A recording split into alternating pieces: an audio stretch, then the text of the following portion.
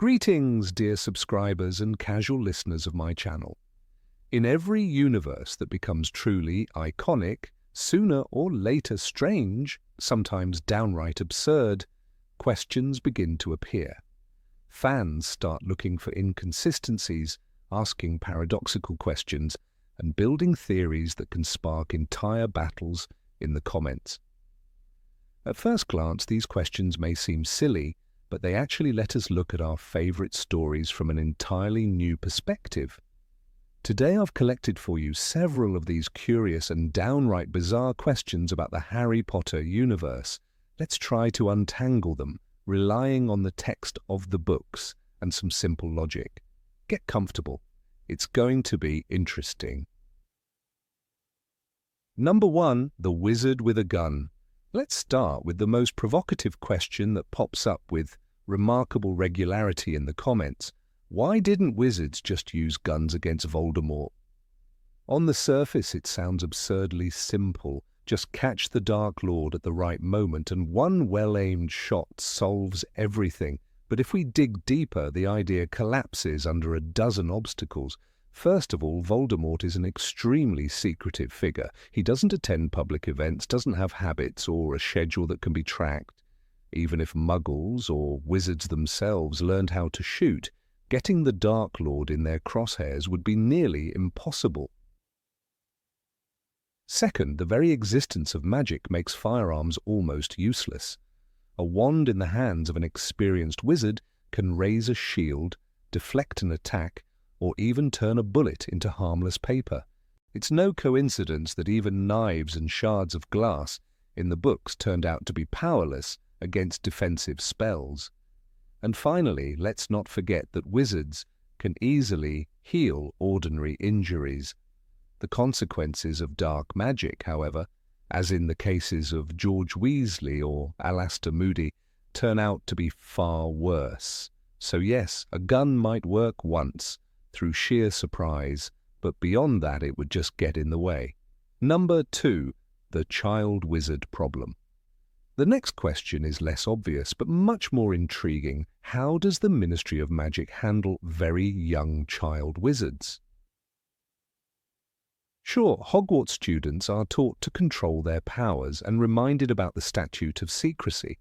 But what do you do with a 7-year-old who, in a fit of emotion, turns the neighbour's cat into a teapot? That would mean the Ministry must constantly monitor Muggle schools to clean up the consequences in time. Or perhaps the Department of Magical Accidents and Catastrophes regularly erases the memories of teachers and classmates. Rowling doesn't provide a clear answer. All we know is that children under 11 aren't punished for accidental magic, but someone still has to clean up after them. Just imagine the workload on the Ministry if every little wizard could blow up a kettle with a single sneeze. Number 3, the Horcrux battle. Now let's go back to the Chamber of Secrets. We usually see the final showdown between Harry and the Basilisk as a boy versus monster duel, but look deeper and it becomes far more interesting. In truth, this was a battle between two Horcruxes. The Basilisk was controlled by Tom Riddle's diary, a fragment of Voldemort's soul. But what if Harry, also a vessel of the Dark Lord's soul, had tried to speak to the serpent? Could he have commanded the Basilisk just as Ginny did under the diary's influence? Theoretically, yes. And then the outcome of that battle would have been entirely different. But since neither Riddle nor Harry knew the truth about the Horcruxes, the possibility remained unexplored. What we're left with is a unique situation, two fragments of the same man's soul clashing face to face, and the question of which of them had the greater right to be called the true heir of Slytherin remains unanswered. Number 4, the Dementor's kiss. And finally, the most terrifying and philosophical question. We all know the Dementor's kiss is the most dreadful punishment in the wizarding world. It doesn't kill the body but sucks out the soul, leaving behind a shell that lives but has no personality. And here's where it gets fascinating. If the body remains alive, does that mean memories still linger in the brain? Could they be extracted with a pensieve? Why didn't Dumbledore try that with Barty Crouch Jr.? Apparently because memories vanish along with the soul. That raises an even darker thought. What if someone turned such a hollow shell into a Horcrux? Would the body remain just a vessel? Or could the fragment of a soul actually reanimate it, turning it into something like a new Voldemort? We'll never know, but the very possibility is chilling. Number 5. Who are squibs, really? Argus Filch is the most visible example of a squib. In Chamber of Secrets, Harry finds him clutching a quick spell course, desperate to learn magic. He cannot cast spells, yet he navigates Hogwarts as if he senses the castle's moods. He knows when doors are enchanted, when students are misbehaving, when Peeves is on the move. His awareness suggests that squibs are not blind to magic. They feel it like a faint echo, unable to control it, but never entirely cut off from it. Arabella Figg takes the mystery further. In Order of the Phoenix, she tells Harry, "They were there! I saw them! Dementors!" This is impossible for an ordinary Muggle, but not for her. She may lack the ability to duel or cast charms, but she sees what others cannot. That makes squibs something in between, standing at the border of two worlds. They are not failures of magic, but reminders that the magical bloodline carries shades of power, some hidden, some visible only when the darkness comes. Number 6. Why do wands choose their masters? Mr. Ollivander makes it clear from the beginning. The wand chooses the wizard, remember. It's not always clear why. Philosopher's Stone. When Harry's holly wand with phoenix feather core chooses him, it's not random chance. It is bound to Voldemort through the shared feather. This shows wands carry memory, history, even allegiance. They are not lifeless sticks, but enchanted vessels that seem to sense character. Draco Malfoy's Hawthorn wand resists Harry until it finally surrenders, proving that a wand can judge and shift loyalty. The Elder Wand is the strongest example of all.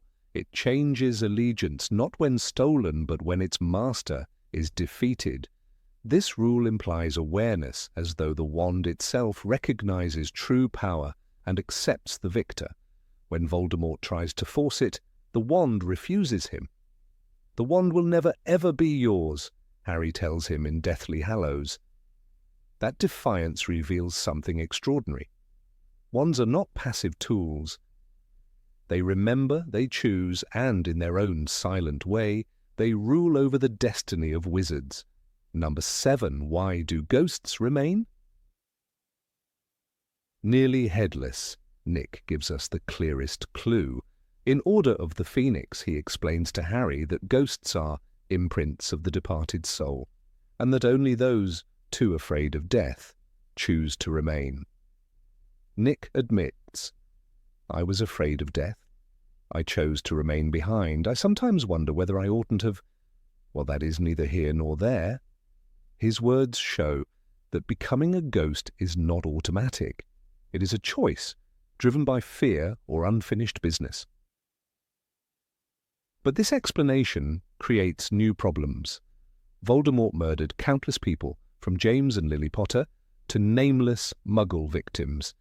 If fear alone could anchor souls, surely many of his victims would have lingered.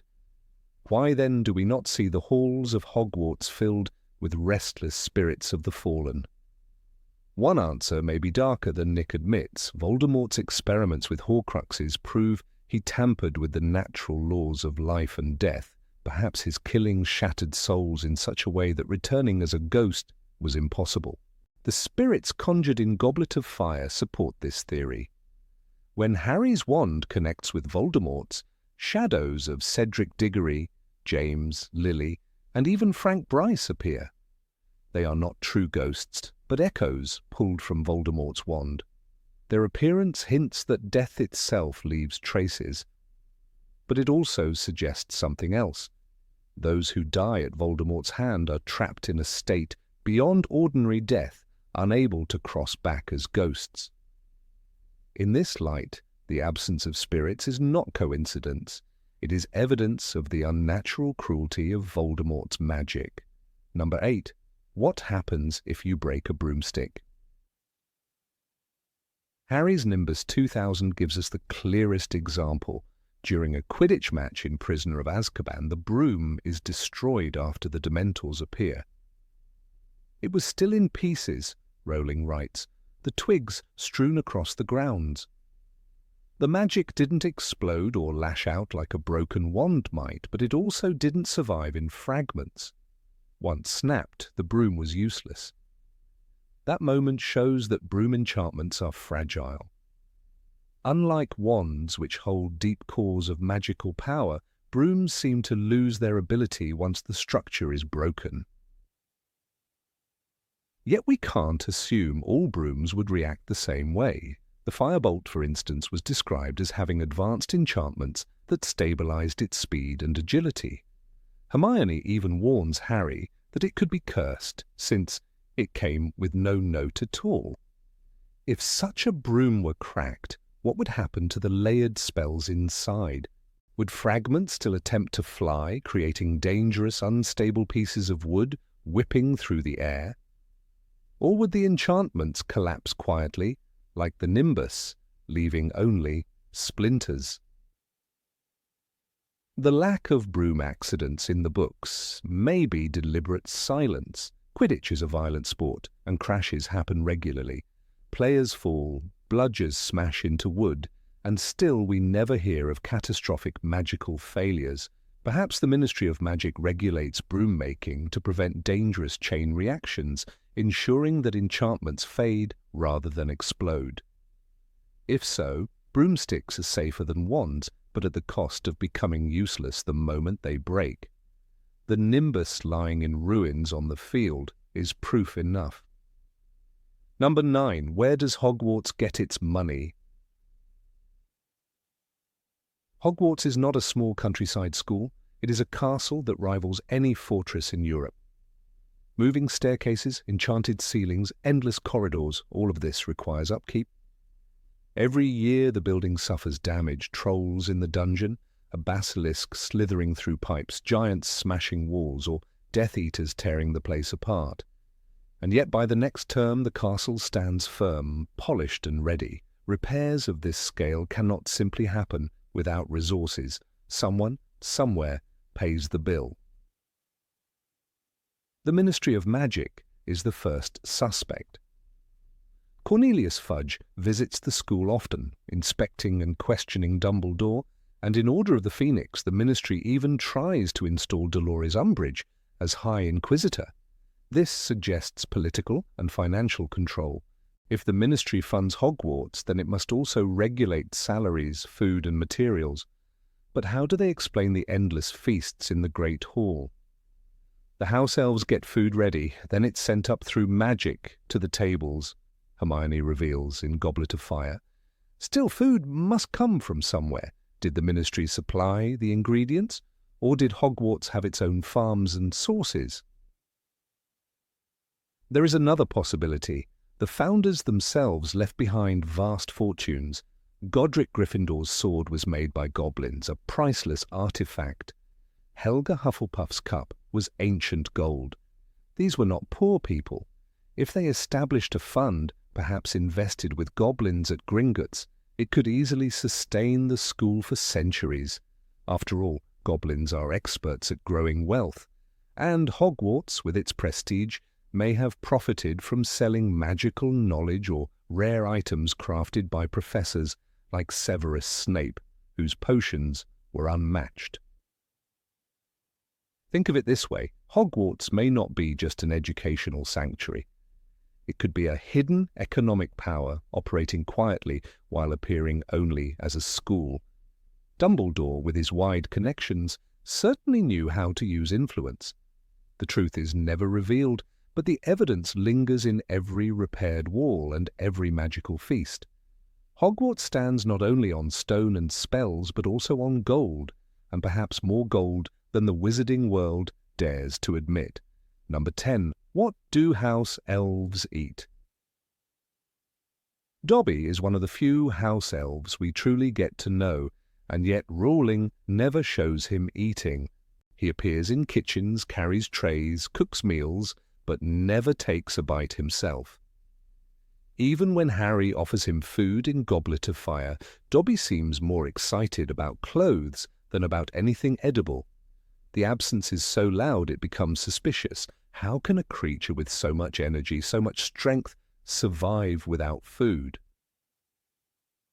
Creature is another striking example. He spends years alone in the Black family home, brooding and whispering. We never once see him preparing meals for himself.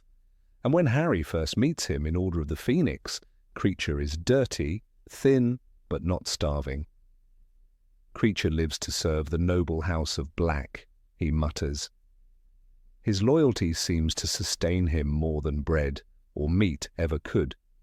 Perhaps the bond to a family fuels him in ways that food never would.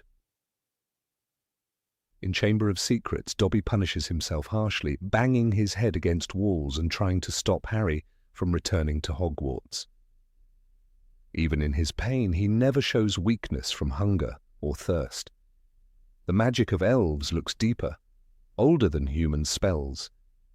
They snap their fingers and food appears, chains vanish, walls bend. Could it be that their sustenance is drawn directly from this well of power, not bread, not water, but the very current of magic in the air? Rowling hints at this when Hermione finds out about the Hogwarts kitchens. They get food ready, then it's sent up through magic to the tables, she explains in Goblet of Fire. Dozens of elves work day and night, and yet they remain tireless. It's possible they feed on scraps, yes, but it's equally possible they don't need human food at all. Their nourishment might be service, loyalty, and the invisible hum of magic that runs through Hogwarts itself. If that's true, house elves are not just servants. They are living conduits of the magical world. Number 11. Why are werewolves dangerous only at full moon? Remus Lupin's story shows us the mystery of the werewolf curse more clearly than anyone else. In Harry Potter and the Prisoner of Azkaban, he admits to Harry that the transformation is triggered only by the full moon. At every other time of the month, he is calm, gentle, and rational, but when the moon rises, the change is absolute. It is very painful, he tells Harry. You don't know what it is like. You don't know how it feels to be forced to change. His words raised the strange question, why does only this one phase of the moon unleash the monster inside? If lycanthropy is truly a disease of the blood, then it seems odd that no partial symptoms appear during other phases of the lunar cycle. No sudden bursts of aggression, no heightened senses at night. Yet Lupin is portrayed as a fragile, tired man, not a predator in waiting. He teaches classes, jokes with students, and even comforts Harry when he speaks of James and Lily. That balance collapses only at full moon, as though the curse lies dormant until something cosmic awakens it. The moon is not just a symbol here, it is a key, unlocking a prison that holds the beast back. Rowling gives us another clue when she describes Greyback, the savage werewolf who enjoys attacking even outside the full moon. His condition feels different, almost enhanced. Greyback shows that the curse is not entirely bound by natural laws. Perhaps his taste for violence makes him closer to the monster even when the sky is clear. This exception strengthens the mystery. Is the full moon the universal rule, or merely the chain that restrains most werewolves until their darker nature breaks free? The cycle itself feels more like magic than biology. The idea that light from a particular phase of the moon could trigger bones to twist and skin to tear suggests enchantment rather than science.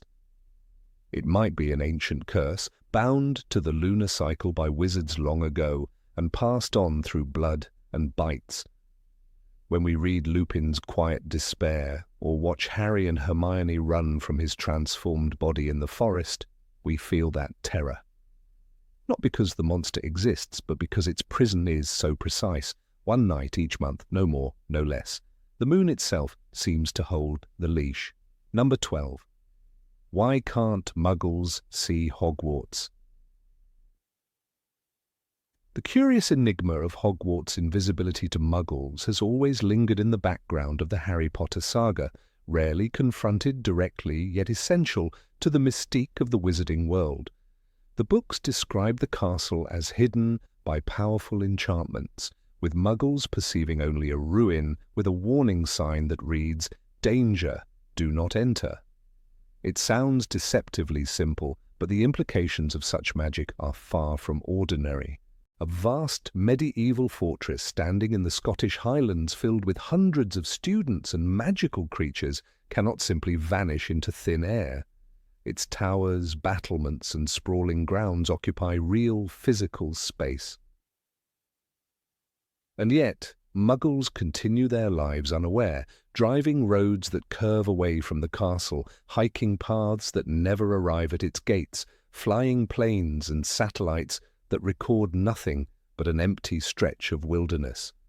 The charm works seamlessly, and therein lies the strangeness that begs to be unravelled. When Hermione explains to Harry in Harry Potter and the Goblet of Fire that many wizarding locations are concealed by enchantments which make Muggles perceive them as something dangerous or uninteresting, the immediate assumption is that it functions like a magical glamour, a simple bending of perception, a trick of the eye. But Hogwarts challenges that notion. The school is not a small cottage that can be blurred into the scenery. It is a massive structure, alive with movement. Its very stones humming with centuries of spells. The scale of the concealment suggests not just illusion, but a deeper manipulation of reality itself. It raises the question, are Muggles being deceived individually, or is the physical world itself reshaped for their senses? The difference is staggering. If every passing hiker is individually charmed, then the spell must detect and adjust to countless observers simultaneously. If reality itself is altered, then Hogwarts stands in a bubble where the natural laws of perception and even physics are rewritten. Consider for a moment the example of Arthur Weasley in Harry Potter and the Chamber of Secrets fumbling with Muggle money at King's Cross Station. His fascination with plugs and batteries demonstrates the vast divide between wizards and technology.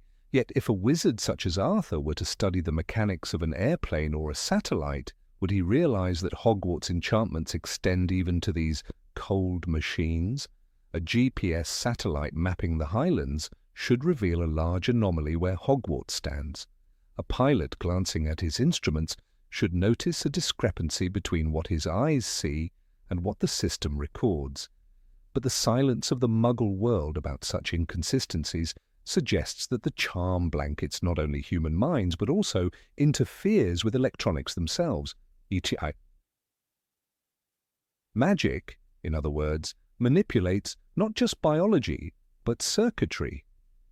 In Harry Potter and the Prisoner of Azkaban, Rowling describes the effect of dementors on Muggle passengers of a train. They feel sudden cold and unease without understanding why. If a creature's aura can cross the boundary of magical and non-magical perception, then the enchantments of Hogwarts likely function with a similar breadth. The castle is not merely disguised from Muggle eyes, it radiates a distortion field that bends every instrument, every device, every attempt to record. This is not unlike the Fidelius charm, which conceals a secret within the soul of a chosen person. But Hogwarts, ancient as it is, must rely on a collective enchantment layered by centuries of powerful wizards, the founders themselves, Godric. Gryffindor, and Salazar Slytherin among them, would have forged wards designed to withstand more than prying eyes. They anticipated intrusion not only from curious wanderers, but from kings, armies, and later from the mechanical inventions of the Muggle world. This brings us to the unsettling possibility that wizards, should they choose, could extend this kind of manipulation to any technology. If Hogwarts can hide itself from satellites, then why not St. Mungo's Hospital in central London, which appears to Muggles as an old, closed department store? In Harry Potter and the Order of the Phoenix, when Harry and the Weasleys enter through the grimy mannequin, passers-by see only a boarded-up building. Cameras and alarms are silent, as though they too are lulled by the enchantments. The book's application is profound. Magic can render electronic systems blind, mute, and powerless. Wizards are not simply invisible to human perception, they are invisible to the entire framework of modern civilization that relies on observation, recording, and digital accuracy. The strangeness deepens when one recalls the Quidditch World Cup in Harry Potter and the Goblet of Fire. Tens of thousands of witches and wizards gather in a colossal stadium hidden in the English countryside. The Ministry of Magic takes extreme measures to obscure the event from Muggles. As Arthur Weasley tells Harry, we have to put a memory charm on a dozen Muggles a day to keep the place safe. Yet beyond memory manipulation, the sheer size of the stadium would be impossible to conceal without interference in the natural environment. A structure of that magnitude cannot be missed on aerial maps or satellite images. Yet the Muggle world remains oblivious. Again, the conclusion arises. Magic does not just fool people, it actively reshapes technological records, ensuring no trace remains. Number 13. Can the dead be resurrected? The question of resurrection has always hung in the air like a shadow that refuses to dissipate. And in the world of Harry Potter, this shadow is darker still. We know that J.K. Rowling's story never gives us an easy answer, but instead circles around the terrifying possibility: can the dead ever truly return? The characters are haunted by echoes of this idea, and in many places the narrative almost whispers, yes, it is possible, but at what price? From nearly headless Nick's ghostly existence to the resurrected shade seen in the graveyard of Little Hangleton, the books continually toy with the line between life and death. It is no coincidence that Dumbledore warns Harry, "Do not pity the dead, Harry. Pity the living, and above all, those who live without love." The dead, it seems, are meant to remain where they are. Ghosts are the most obvious and most tragic reminder of what resurrection might look like in the wizarding world. When Harry first meets nearly headless Nick, he learns that becoming a ghost is a conscious choice made at the moment of death. Nick admits, "I was afraid of death. I chose to remain behind. I sometimes wonder whether I oughtn't have." These words reveal the hollowness of the choice. Ghosts are not living beings, nor are they truly dead. They are fragments, imprints left behind, bound by fear. This is the first hint that magic can indeed interrupt death, but what it creates is not life, only a pale reflection. The existence of ghosts shows that death can be cheated, but the result is something pitiful and empty. The Mirror of Erised takes this question one step further. For Harry, staring into the glass and seeing his parents alive again, the illusion was so strong that it might have consumed him. Dumbledore had to pull him away, warning him that the mirror gives us neither knowledge nor truth. Men have wasted away before it, entranced by what they have seen. The visions of James and Lily in the mirror are not spirits, not memories, but projections of Harry's deepest longing. Yet their presence feels so vivid that Harry can almost believe resurrection is possible. In this moment, the story presents the second form of false return, one born not of magic but of human desire. The dead can seem alive if our longing is strong enough, but illusions, no matter how powerful, do not touch the real. The graveyard in Goblet of Fire introduces a far darker example of apparent resurrection through priori incantatem. When Harry's wand and Voldemort's twin core lock together, the effect produces an eerie procession. Cedric Diggory's form appears first, then Bertha Jorkins, then Harry's own parents. They step out of the wand as spectral figures, speaking and guiding Harry in his fight for life. James Potter tells him, "Your mother's coming. She wants to see you. It will be all right. Hold on." 4. Harry, this is not just a hallucination. These are echoes of real souls connected through the magic of Voldemort's killing curse. It is one of the closest moments we see to true resurrection. And yet when the spell ends, they are gone again, untouchable, unreal. What remains is the cruel truth. Magic can call up shades of the past, but not restore them to life. And then comes Voldemort himself, the darkest experimenter in the question of conquering death. The creation of Horcruxes is not resurrection, but a perverse twisting of life itself. By splitting his soul, he ensured that he could not truly die as long as fragments existed in the world. This is the closest the books give us to immortality, but it is not life in any natural sense.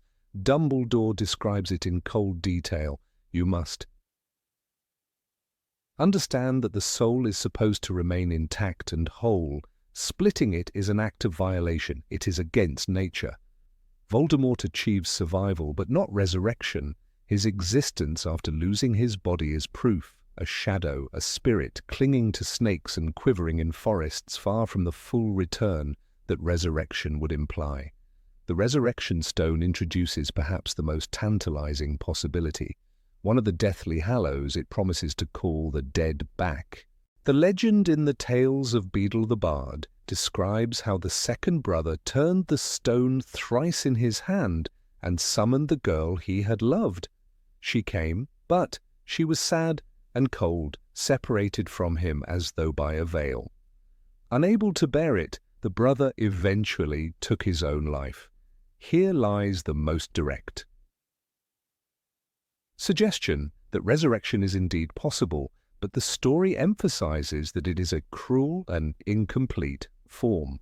The dead return changed, distant, unable to belong in the world of the living. Harry himself, when he uses the stone before walking into the forest to meet Voldemort, feels his parents, Sirius and Lupin, walking beside him.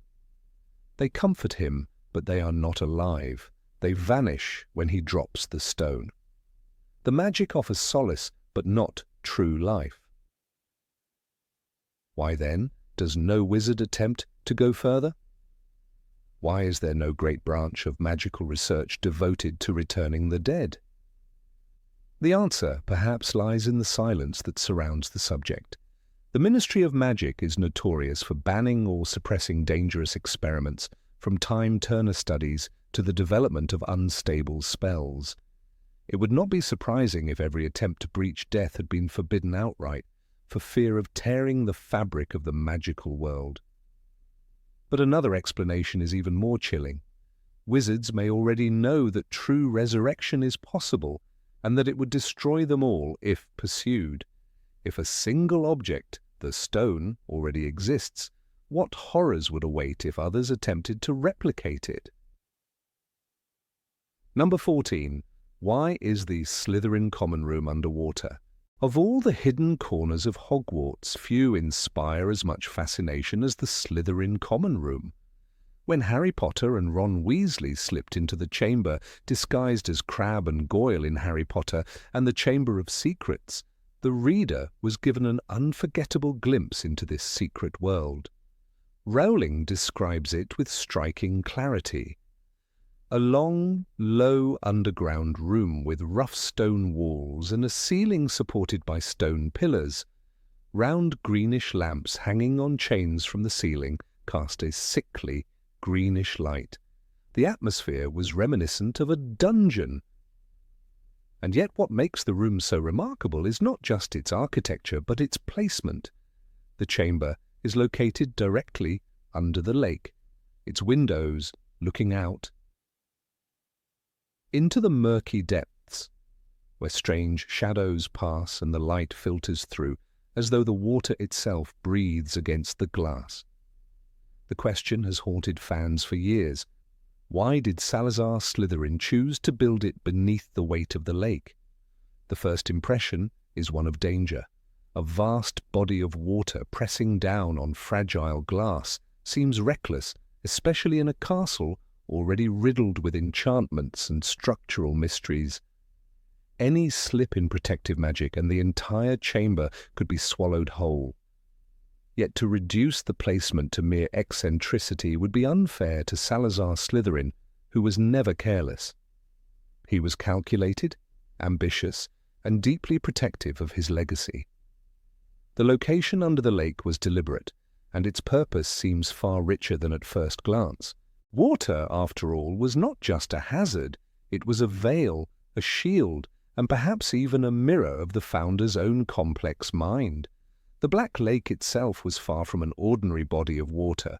Within its depths lived creatures as ancient and powerful as the castle itself, the giant squid, merfolk villages, and colonies of Grindylows lurking among weeds. When Harry faced the second task of the Triwizard Tournament in Goblet of Fire, we learned just how hostile and strange the lake could be. Merfolk armed with spears kept vigil, Grindylows clawed at swimmers, and eerie songs carried through the water like enchantments meant to unsettle intruders. What better guardians could there be for a secret house than these beings who neither owed allegiance to Hogwarts nor cared for human affairs? Sinking his common room under their dominion, Slytherin may have turned the lake itself into a wall of defense, ensuring that only those he favored could enter unchallenged. Isolation was one of Slytherin's core traits. The legend of the Chamber of Secrets shows us that he distrusted the inclusion of Muggle-born students and desired to guard magical knowledge against outsiders. The Underlake Common Room embodies that philosophy. Unlike Gryffindor's High Tower, which looks proudly toward the horizon, or Hufflepuff's cozy underground nook near the kitchens, Slytherin's lair is submerged, hidden from the open sky. Students walking into it are enveloped in darkness, in shadows colored by shifting green light. They are reminded constantly that theirs is a house apart, set apart not just socially but physically, surrounded by waters no outsider would dare to cross. There is also an ancient symbolism in water that cannot be ignored. In mythology, lakes and rivers are thresholds, passages between the world of the living and the world of the hidden. The river Styx guarded the entrance to the underworld in Greek legend. Celtic myths spoke of sacred lakes, where swords were offered to mystical beings. For Slytherin, a wizard who valued secrecy and mystery, water might have represented the perfect barrier between the ordinary and the forbidden.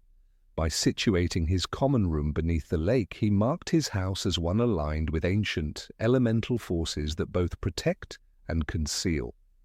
It was a place of transition, a borderland where only the chosen could dwell. The aesthetics themselves speak of intention. The windows of the common room allow students to see flickering shapes move past in the water, and the effect described by Rowling is unsettling, yet mesmerizing. Draco Malfoy's pride in his house's chamber is telling. To him, it radiated power and exclusivity. The eerie green glow may have been designed to mirror the house colors, reinforcing identity at every turn. Imagine a first-year Slytherin stepping into the room for the first time. The outside world disappears, replaced with the illusion of being at the bottom of the sea.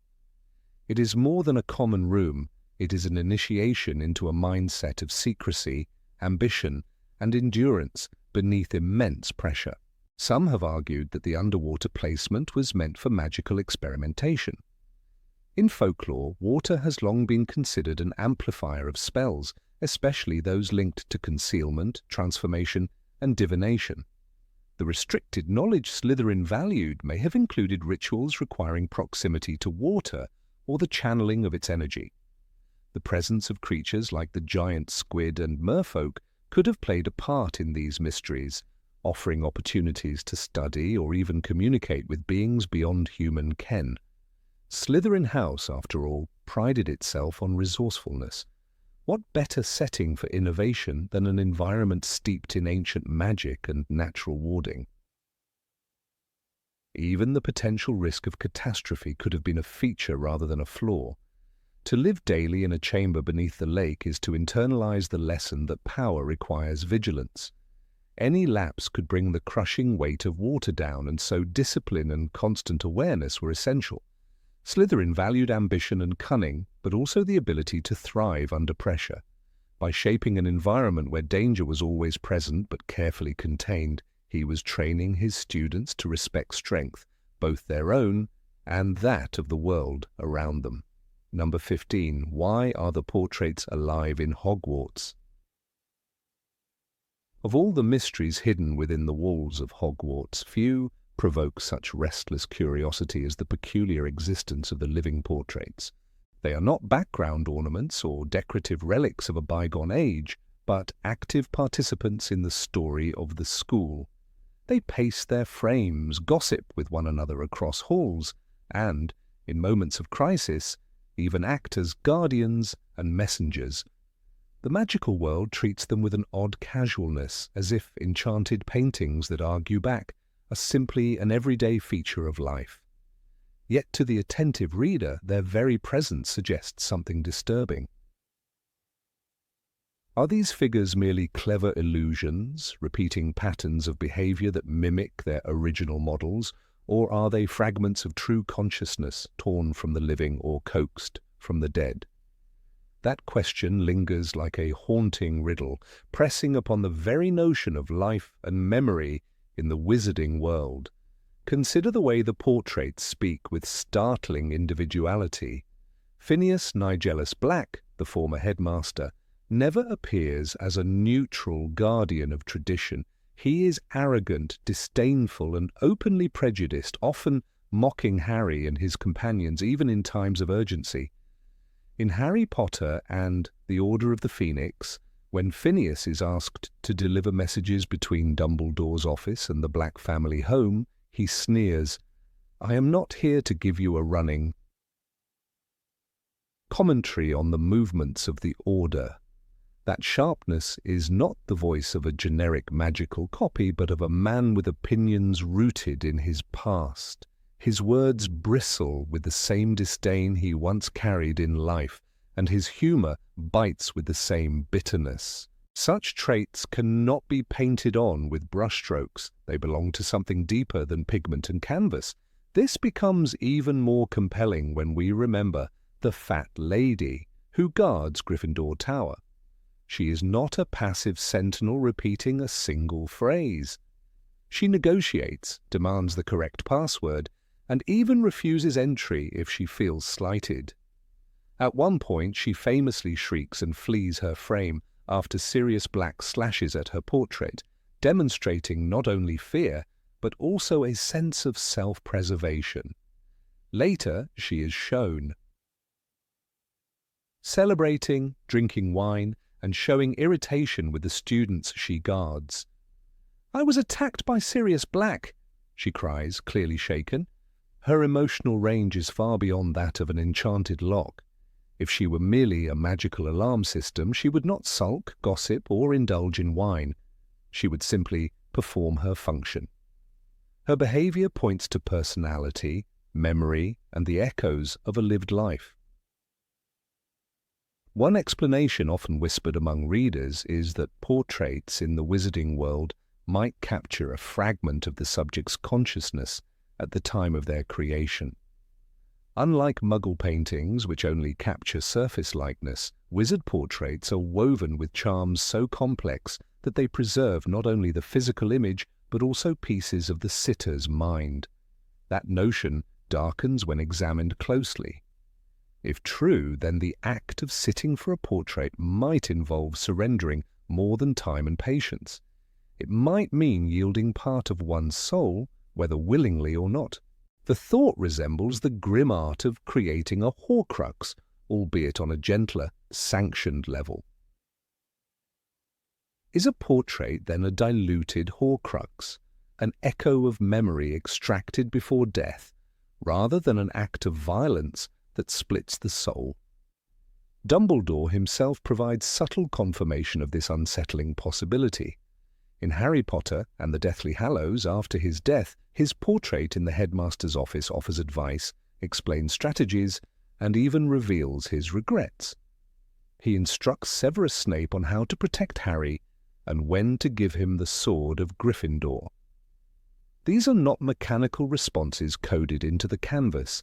They are pieces of strategy born of foresight and wisdom. At one point, Dumbledore's portrait tells Snape, "You must give him the sword without its provenance being known," proving an ability to plan and calculate after death. Such knowledge suggests that the portrait does not merely echo old conversations, but continues the living man's purpose. It is not simply an imitation, but something perilously close to survival. Yet there are limits. The portraits cannot invent new philosophies, and their depth of memory seems bound by what their originals knew or prepared them to know. A portrait of a headmaster is useful precisely because during life the subject may have prepared the enchanted canvas with layers of personality and memory, embedding their most vital qualities. In contrast, lesser portraits, like those of past witches and wizards in the corridors, often repeat phrases or display limited wit. This range suggests that the portrait is not a full consciousness, but rather a magically sustained imprint. However, even an imprint, if woven with sufficient complexity, can appear indistinguishable from a soul. The line between mimicry and being grows fragile, almost invisible, when the portrait mocks, laughs, and strategizes. Phineas Nigellus exemplifies this uncertainty. When Harry hides in the Forest of Dean during Deathly Hallows, Phineas brings news through his portrait, showing awareness of both the Black House and Dumbledore's office. His disdain for Harry's middle name, Albus, is delivered with sharp irritation, as though he still resents his former colleague even from beyond the grave. That bitterness feels too alive, too reactive, to be dismissed as a simple magical routine. It suggests that whatever magic binds the portrait also sustains an echoing current of emotion, pulsing with the stubbornness of its original. If we turn our eyes to the enchanted painting of Sir Cadogan, the comical knight who briefly guarded Gryffindor Tower, the riddle grows stranger. Sir Cadogan charges about on his fat little pony, offering absurd challenges and demonstrating wild bravery. He accepts passwords but often complicates matters with his eccentricities. "Stand and fight, you cur!" he once shouted, brandishing his tiny sword. His personality is so exaggerated and chaotic that one wonders whether the painting preserves him faithfully or amplifies him into caricature. Is it possible that the magic of portraits does not simply preserve but also distorts, polishing certain traits until they define the figure entirely? If so, then the soul within the frame is not identical to the one that once walked the earth, but a twisted mirror shaped by both memory and enchantment. The most haunting implication arises when we compare portraits to ghosts. Ghosts, like nearly headless Nick, are described as imprints of a departed soul. They are incomplete, faded versions of wizards who feared death too much to move on. Portraits, meanwhile, are imprints deliberately created while the subject lived, installed within a frame rather than lingering on earth. If ghosts are accidents of fear, portraits are intentional echoes of identity. This parallel cannot be ignored. Both forms represent consciousness severed from a body, bound to specific locations, unable to evolve. Yet portraits, unlike ghosts, remain tied to wood and canvas rather than to haunted corridors. the magical world accepts ghosts as tragic remnants, but it seems disturbingly comfortable with portraits as tools of governance, communication, and surveillance. It is chilling to imagine that the act of commissioning a portrait might have been considered a ritual of partial immortality. The headmasters of Hogwarts line the walls of the office not simply as painted reminders of history, but as a living council, their voices continuing centuries beyond their deaths. When Harry enters that office, he does not confront silence, but a cacophony of advice, approval, and disapproval.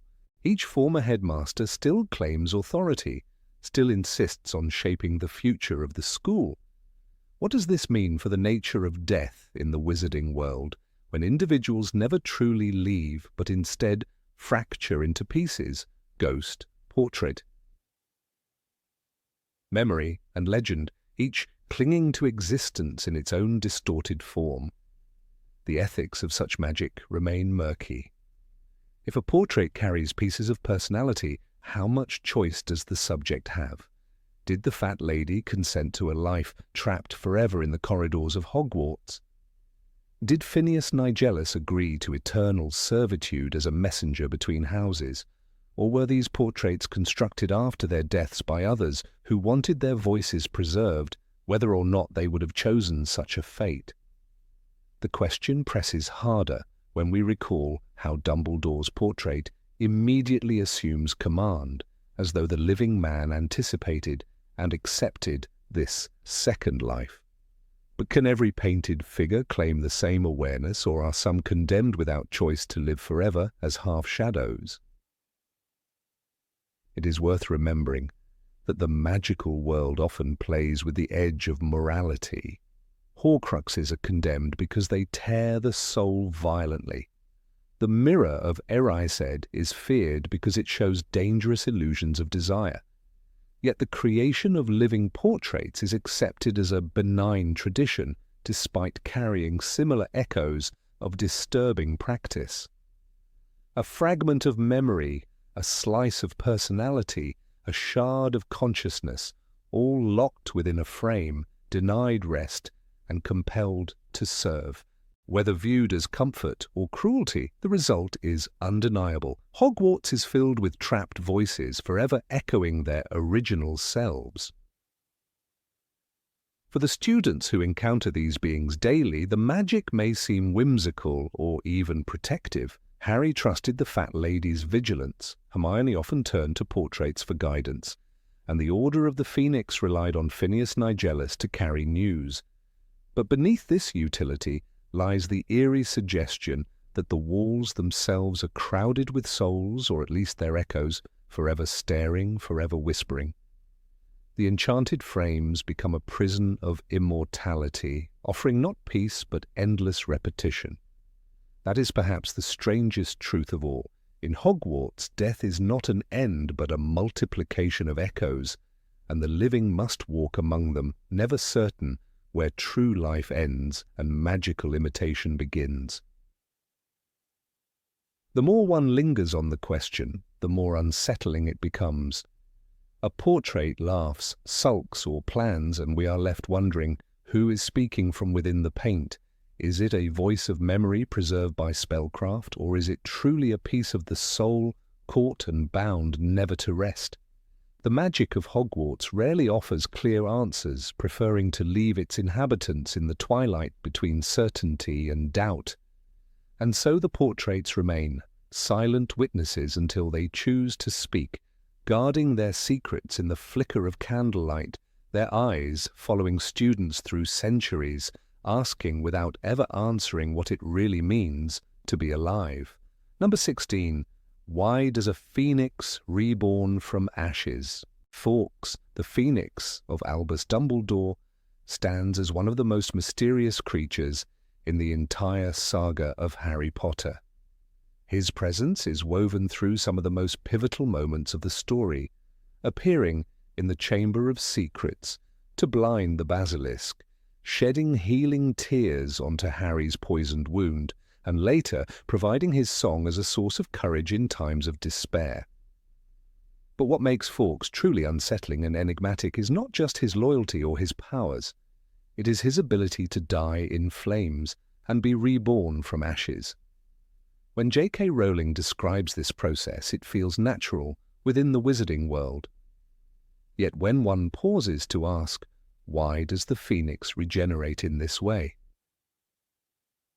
The question deepens into something more profound, touching on immortality, the nature of the soul, and even the possibility of a creature being older than history itself. The description of Fawkes's rebirth in Harry Potter and the Chamber of Secrets is both grotesque and awe-inspiring. Harry watches as Fawkes suddenly bursts into flames, leaving behind only a small pile of ash. Out of that ash, a trembling and featherless chick crawls, weak and helpless. Dumbledore, calm as ever, simply remarks, "About time, too. He's been looking dreadful for days. I've been thinking of getting another phoenix."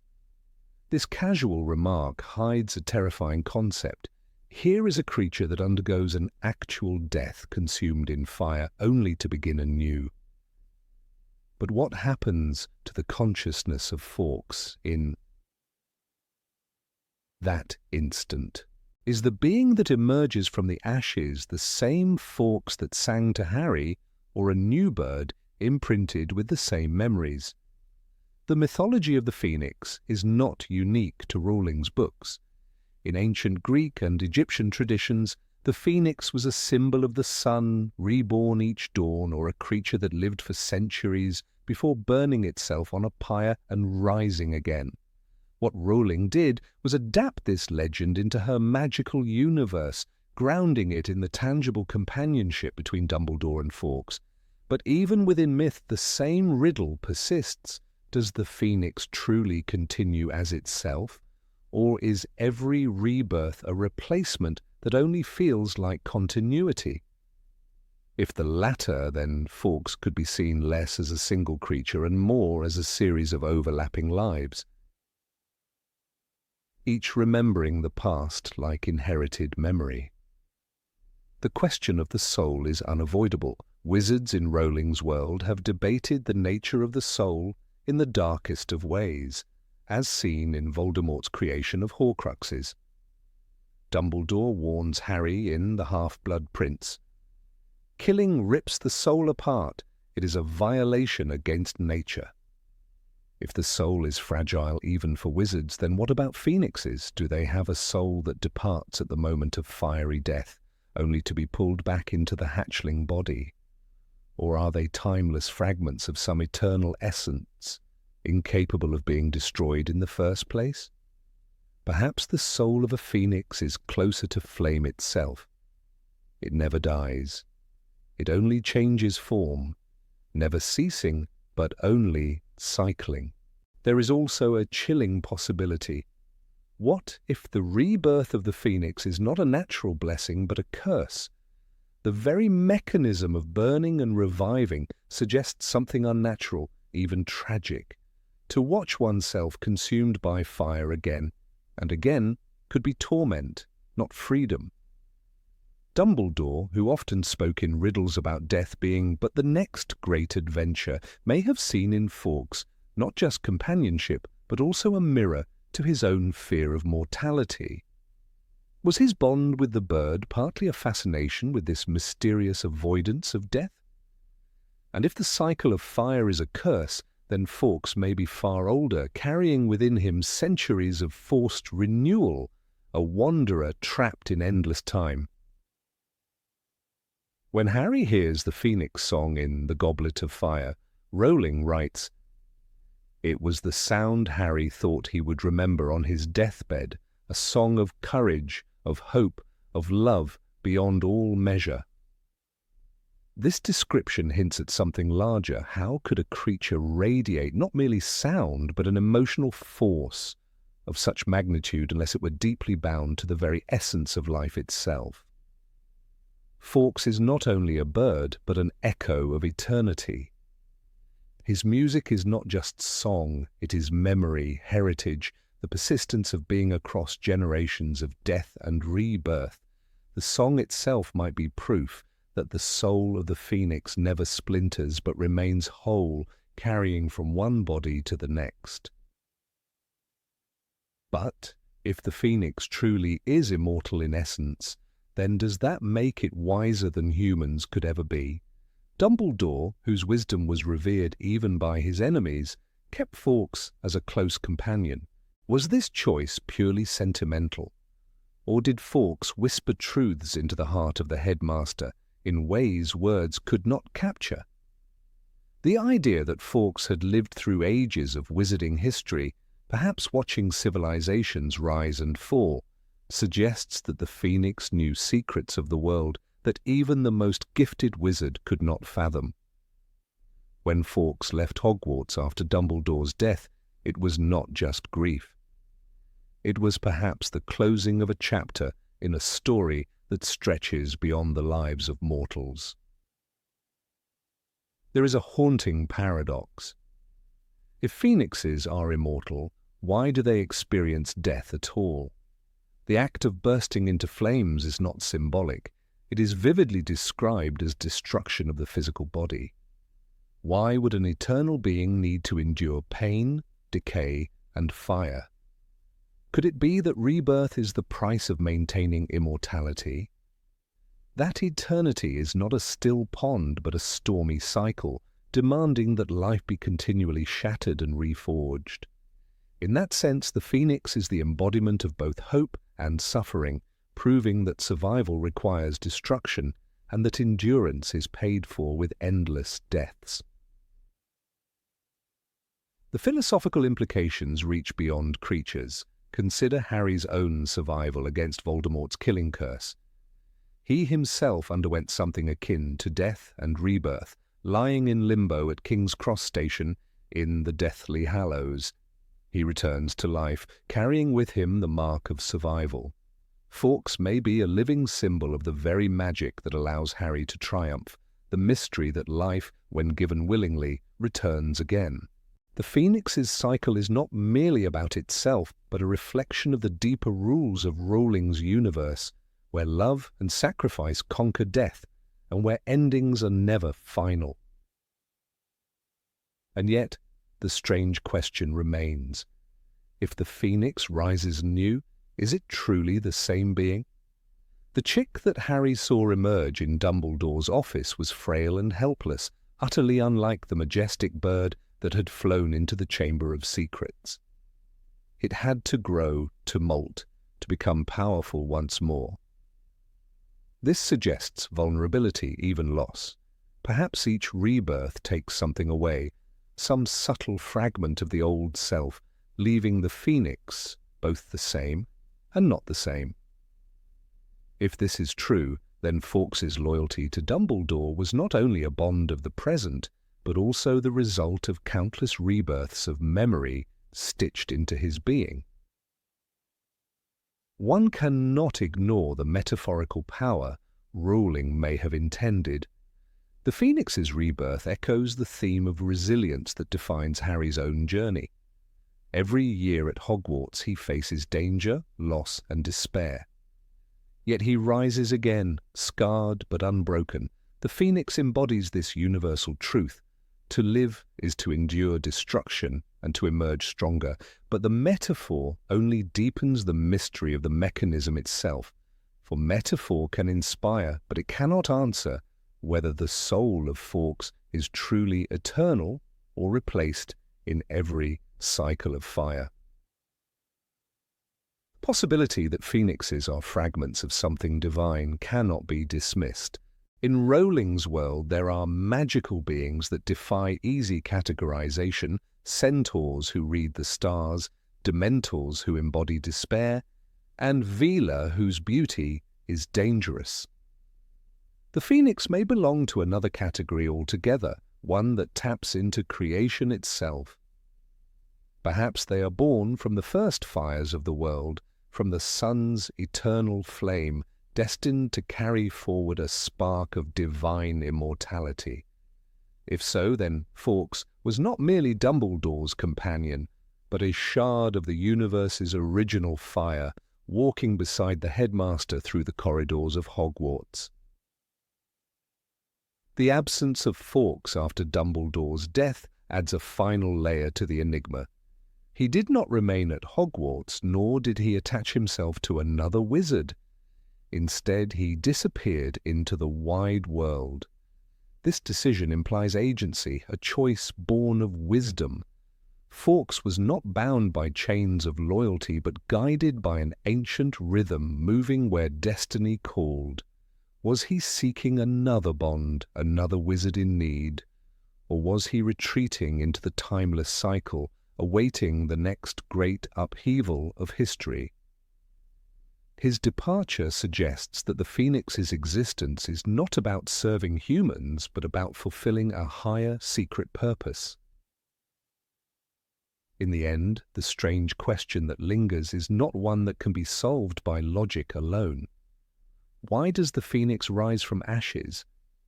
Perhaps it is because fire is the truest mirror of life, destructive, consuming, and yet always capable of sparking anew. Perhaps it is because eternity cannot exist without change, and the Phoenix embodies that eternal paradox. Or perhaps, most unsettling of all, the rebirth is neither gift nor curse, but simply what the Phoenix is, a soul too old for death, condemned to live forever by burning itself into existence again and again. In Fawkes, Rowling gave us not just a magical creature, but a haunting reminder that life's greatest mysteries remain unsolved, even in a world where magic can explain nearly everything. Number 17. Why doesn't magic heal everything? The magical world dazzles us with its remedies. A broken wrist can be mended in seconds with the spell Episci, and Madame Pomfrey famously regrows Harry's bones overnight after Gilderoy Lockhart's disastrous attempt at fixing them in Chamber of Secrets. Magical medicine seems to stand on the very edge of miracle. Illnesses that plague muggles are nothing but fleeting inconveniences for wizards. When Ron is poisoned by mead in Half-Blood Prince, a bezoar shoved into his mouth pulls him back from the brink of death within moments. Yet for all its brilliance, the same world sets limits that feel unnerving, and this tension rises most clearly in the fate of George Weasley. After a battle in which Severus Snape accidentally slashes his ear off. With Sectum Sempra, Molly Weasley can do nothing but press a cloth to the wound. "There's no chance of replacing your ear, I'm afraid. It's been cursed off," she tells him. This moment marks a turning point in how readers understand magical medicine. There are wounds that magic cannot undo. The case of George is not isolated. Dumbledore himself, the greatest wizard of his age, could not repair the damage done to his blackened hand after he put on Marvolo Gaunt's cursed ring. He admits quietly to Harry, "I was no match for this curse." The hand remained shriveled, burned, and near lifeless, and only by containing the curse with powerful enchantments did Dumbledore delay his death. It demonstrates with frightening clarity that when injury is caused not by accident or natural weakness, but by the deliberate force of dark magic, healing spells lose their authority. Magic is not just a tool of creation in Rowling's world, it carries the weight of permanence. Certain enchantments weave themselves into the very fabric of a person's existence, defying reversal. Consider also the case of Mad-Eye Moody. His magical eye is not natural but a replacement, one that swivels in his scarred socket, allowing him to see through walls and invisibility cloaks. Why did he not simply regrow the eye? The answer is implied but never spoken. Curses and violent magic leave scars that no spell can erase. Moody's body is a map of magical violence, a visible testament to battles fought, and his disfigurements serve as reminders that even the most skilled aurors pay permanent prices. The magical prosthetics used in place of genuine healing suggest that wizards must sometimes adapt rather than repair, and that adaptation often involves carrying visible wounds for life. This limitation is not only physical, but emotional, interwoven into the narrative of Harry himself. His lightning-shaped scar is not just a reminder of Voldemort's killing curse, but an open wound, one that could never be healed by any magical treatment. Dumbledore never even suggests trying to remove it. The scar had not pained Harry for 19 years. All was well, the final line of the series tells us, but that peace came only with Voldemort's death, not with any intervention of medicine.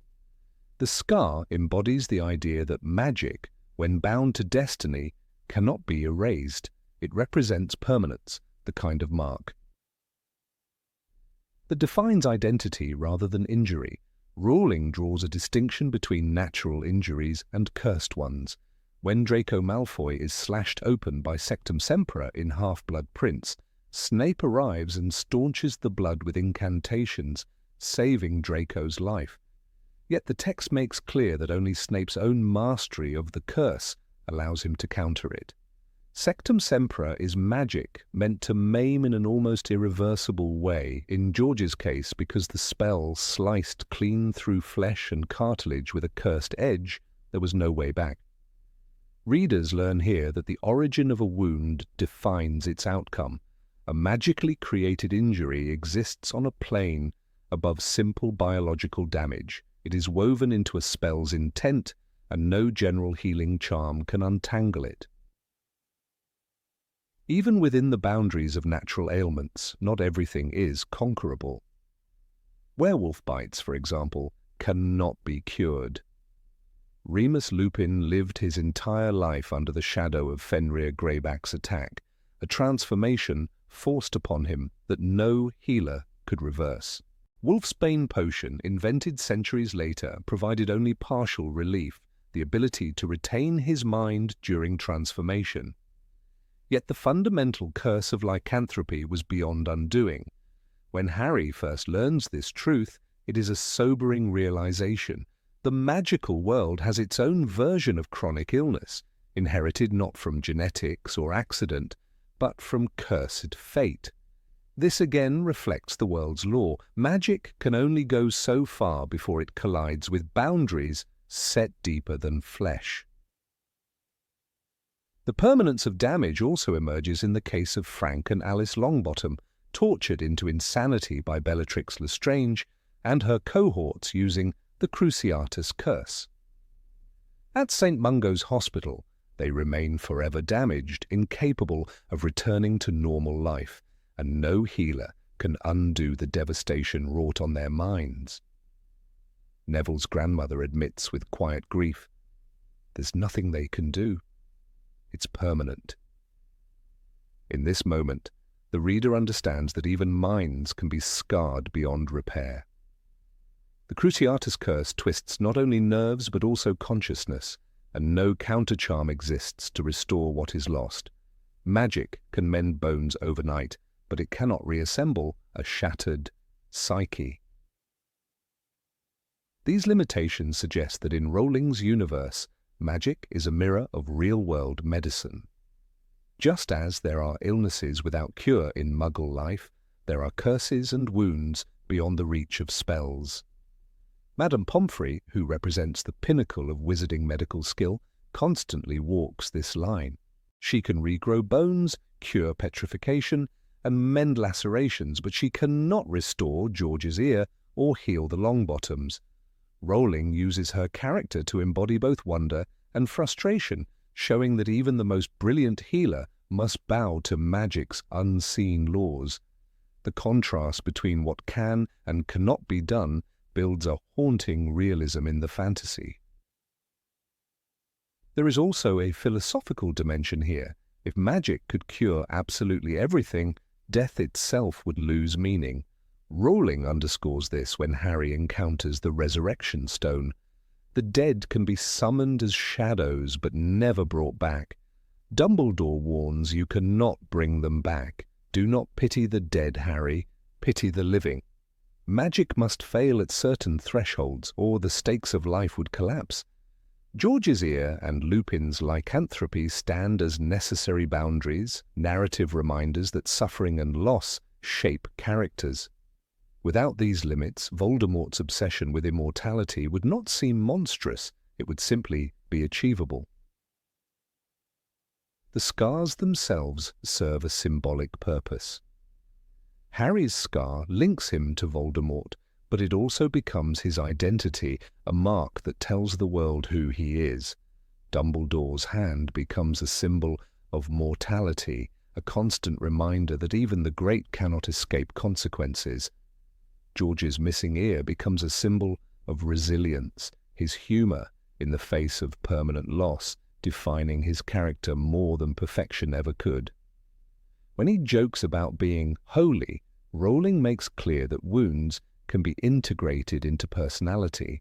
Magic's limits force characters to confront imperfection, and in that confrontation lies growth. Another striking case of limitation is Nagini's venom. When she bites Arthur Weasley in Order of the Phoenix, the wound resists normal healing and continues to bleed despite spells. He must be transported to St. Mungo's, where doctors struggle to stabilize him. This venom, tied to the dark essence of Voldemort's familiar, shows again that certain injuries resist conventional means. The venom carries a curse-like quality, echoing the theme that the darker the magic tied to a wound, the less likely it can be undone. Rowling layers this world with gradations of danger. The more a wound stems from evil, the more permanent its scar. Fleur Delacour's acceptance of Bill Weasley after Fenrir Greyback's mauling also reflects this theme. Bill is scarred for life, his face marked, and his appetite altered, but the wounds cannot be erased. Fleur insists, "I am good-looking enough for both of us." Her love transforms his scars into symbols of endurance. Through this, Rowling emphasizes that the permanence of wounds has social consequences. They test loyalty, resilience, and compassion. If magic could simply smooth them away, these moments of moral depth would never occur. It is worth noting that some attempts to reverse permanent damage often backfire. Lockhart's memory loss from a backfired spell remains incurable. He lives in St. Mungo's in a state of cheerful forgetfulness, unrecoverable by even the most skilled medawizards. The damage wrought by a spell on the mind, just like the Longbottom's torment, proves irreversible. The permanence of mental injury in the series points to a reality beyond physical scars. Magic can manipulate matter, but when it collides with consciousness and identity, it meets walls it cannot breach. Rowling uses these limits as narrative anchors. Without them, battles would lack consequence and sacrifices would lose gravity. If George's ear could be restored, his injury would hold no weight. If Dumbledore's hand could be healed, his mortality would not loom over his decisions. If Lupin's condition could be cured, his tragedy would not resonate. By setting boundaries on what magic can accomplish, Rowling creates a world where loss and survival coexist, where triumph comes not from erasing scars, but from living with them. In the end, the reason magic cannot heal everything lies in its design. It is not a universal solvent, but a force bound by intent, by curse, and by destiny. Some wounds are meant to remain as part of the story, as part of the character's life, as part of the truth that no world, magical or otherwise, is without its limits. When George jokes about his missing ear, when Neville accepts his parents' fate, when Harry carries his scar, the message becomes undeniable. Magic may conquer pain, but it cannot conquer the essence of what makes us human. Number 18. Why don't wizards use magic in sports? Wizards are extraordinary beings, capable of bending the laws of nature with the flick of a wand. Yet, in the very heart of their culture lies a contradiction that puzzles even the most attentive reader. In Quidditch, the most beloved wizarding sport, the use of direct magical spells on oneself or one's opponents is forbidden. J.K. Rowling makes this clear in Quidditch Through the Ages, where rules established by the Department of Magical Games and Sports strictly prohibit outside charms. It seems paradoxical that those who live by magic should willingly lay it aside when they gather on the pitch. Why does a society that prizes magical skill choose restraint when entertainment could be limitless? The very structure of Quidditch reflects this paradox. Brooms are enchanted, balls are bewitched, and stadiums are surrounded by protective charms.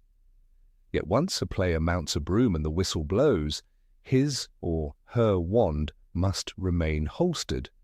No player is permitted to hex an opponent, strengthen their grip with a charm, or shield themselves with a barrier spell. The narrative shows us how tightly enforced these rules are. Madam Hooch, Hogwarts flying instructor and referee, is relentless in her supervision. When Draco Malfoy attempts foul play in Harry Potter and the Philosopher's Stone, the reprimand is immediate. The message is unspoken but firm. Magic must stop at the boundary line. To understand why such restrictions exist, one must imagine what the game might look like without them. Suppose a seeker like Harry cast a summoning charm to bring the golden snitch directly into his hand. The match would be over in seconds, the excitement destroyed. Imagine a beater like Fred Weasley casting bat-bogey hexes at rival chasers, causing chaos in mid-air. Or a keeper like Oliver Wood summoning a wall of magical force to block every quaffle. The very unpredictability that makes sport thrilling would collapse into a contest of spell repertoire and magical power. Sport demands uncertainty, yet magic in its raw form thrives on control. Rowling provides hints that such chaos once existed. In Quidditch, Through the Ages, Kenilworthy Wisp recounts the violent history of broom games in medieval times. Early versions like Creothcean and Shunt Bumps were notorious for their brutality, often leaving players injured or dead. These games allowed wizards to use direct magical interference, and the result was not sport, but survival. One chilling description notes how participants hurled bludgers with blasting curses, sending rivals plummeting. From this chaos, Quidditch emerged as a more structured, rule-bound spectacle. The ban on personal spellcasting was not arbitrary. It was survival transformed into entertainment. This evolution mirrors the wizarding world's broader relationship with restraint. The Statute of Secrecy of 1692 imposed limits on magical display in the Muggle world, teaching wizards that unchecked magic threatened social order. In the same way, Quidditch represents the channeling of magical power into controlled, symbolic competition. When Hermione Granger observes that just because you have the emotional range of a teaspoon doesn't mean we all have Harry Potter and the Order of the Phoenix, she is speaking about emotions, yet the metaphor applies equally to Quidditch. Magic, without limits, reduces life to spectacle, not meaning. Rules transform chaos into culture. Consider the case of Victor Krum, seeker for the Bulgarian national team during the 1994 Quidditch World Cup. Krum's skill lay not in flashy spell work, but in his ability to maneuver with precision and focus despite aggressive tactics from the Irish team. His narrow capture of the snitch, though Bulgaria lost, made him a hero. If magic had been permitted, there would be no need for talent, endurance, or courage. A single incantation could tilt the game, but such a victory would lack nobility. By banning personal magic, the game preserves the human element, demanding sweat and risk even from the most gifted. Harry's own career at Hogwarts underlines this truth. In Chamber of Secrets, when Dobby enchants the bludger to pursue Harry mercilessly, the horror is palpable. The crowd gasps as the rogue ball becomes a weapon rather than a challenge. Harry's arm is broken, and the audience sees firsthand the destructive potential of unregulated magic on the pitch. This episode is not simply a plot device, it is Rowling's reminder of why rules exist. The moment magic intrudes, the sport mutates into something perilous and grotesque, stripping away the fairness that allows triumph to mean anything at all. Moreover, the ban on spellcasting during matches preserves the audience's role. Spectators attend not to witness a duel of hexes, but to be swept into a shared drama of near misses, sudden dives, and miraculous saves. When Lee Jordan commentates, with his signature enthusiasm, the joy lies in the raw movement of players battling exhaustion, not in the sterile certainty of magical tricks. "And Harry's seen the snitch," he cries in Prisoner of Azkaban, heightening the tension that hangs on a knife edge. Allowing charms would deprive fans of suspense, turning every match into a foregone conclusion dictated by magical power rather than human endurance. At the same time, the prohibition reflects deeper cultural values in the wizarding world. Wizards, though powerful, often crave experiences where their lives are not governed by spells. The appeal of Quidditch lies precisely in its danger and unpredictability, in the possibility of falling from great heights or misjudging the trajectory of a quaffle. When Molly Weasley frets over her sons joining professional teams, it is because the sport is dangerous despite, or perhaps because of, its limitations. Magic could shield players from all harm, but then the courage to climb a broom would be meaningless. Stripped of risk, Quidditch would lose its soul.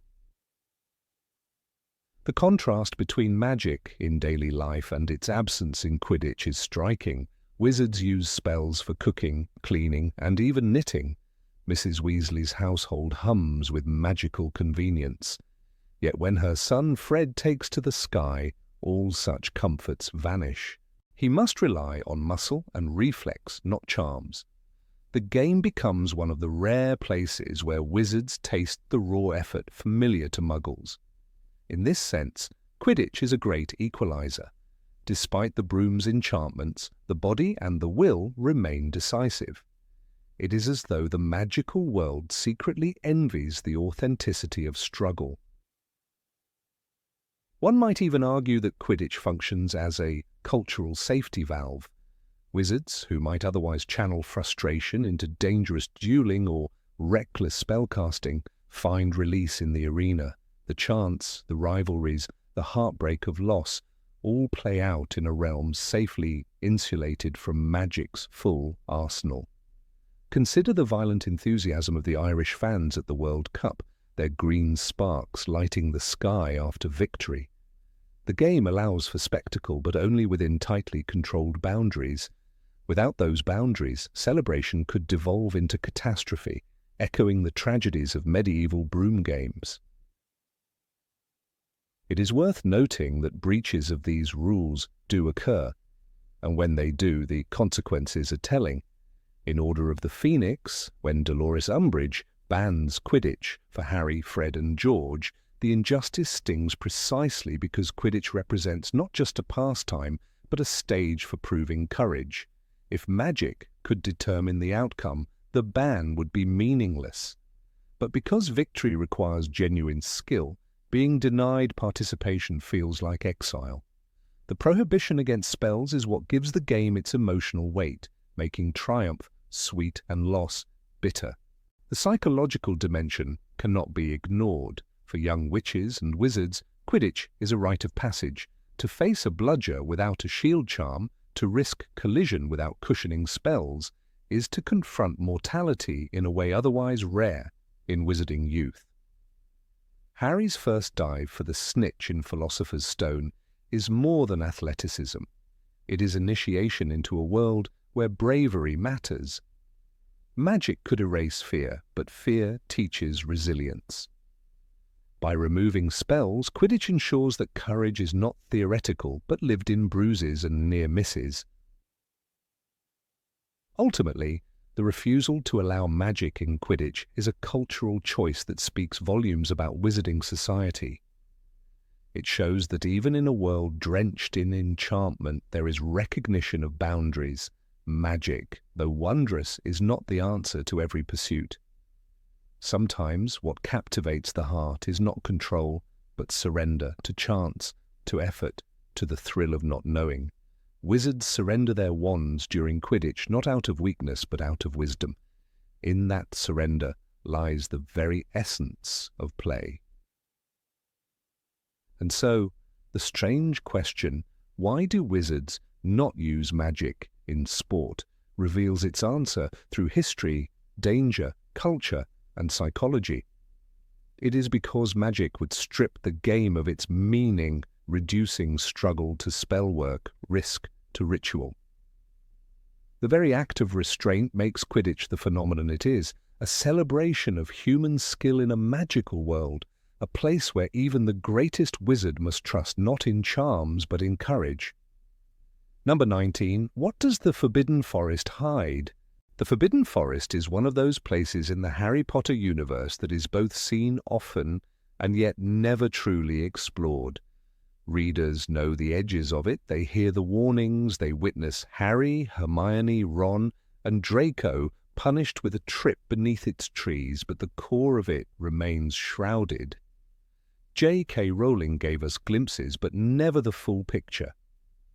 When Harry first entered in Philosopher's Stone, led by Hagrid on a moonlit hunt for the wounded unicorn, the text told us, "The trees grew too close together to let much light through even in daytime, and the ground was thick with fallen leaves, twigs, and animal droppings. That sense of suffocation has always lingered." It suggests that the forest is not just a backdrop, but an environment that resists intrusion, as if the trees themselves were gatekeepers. What lies beyond the few paths trodden by centaurs, acromantulas, and Hagrid's heavy boots? In Chamber of Secrets, the encounter with Aragog pushed the story further. Aragog revealed that he had lived in the forest for decades, raising his monstrous offspring. But if a colony of acromantulas could thrive undisturbed, what else might have gone unnoticed? The forest is vast, surrounding the grounds of Hogwarts and stretching further than students are allowed to imagine.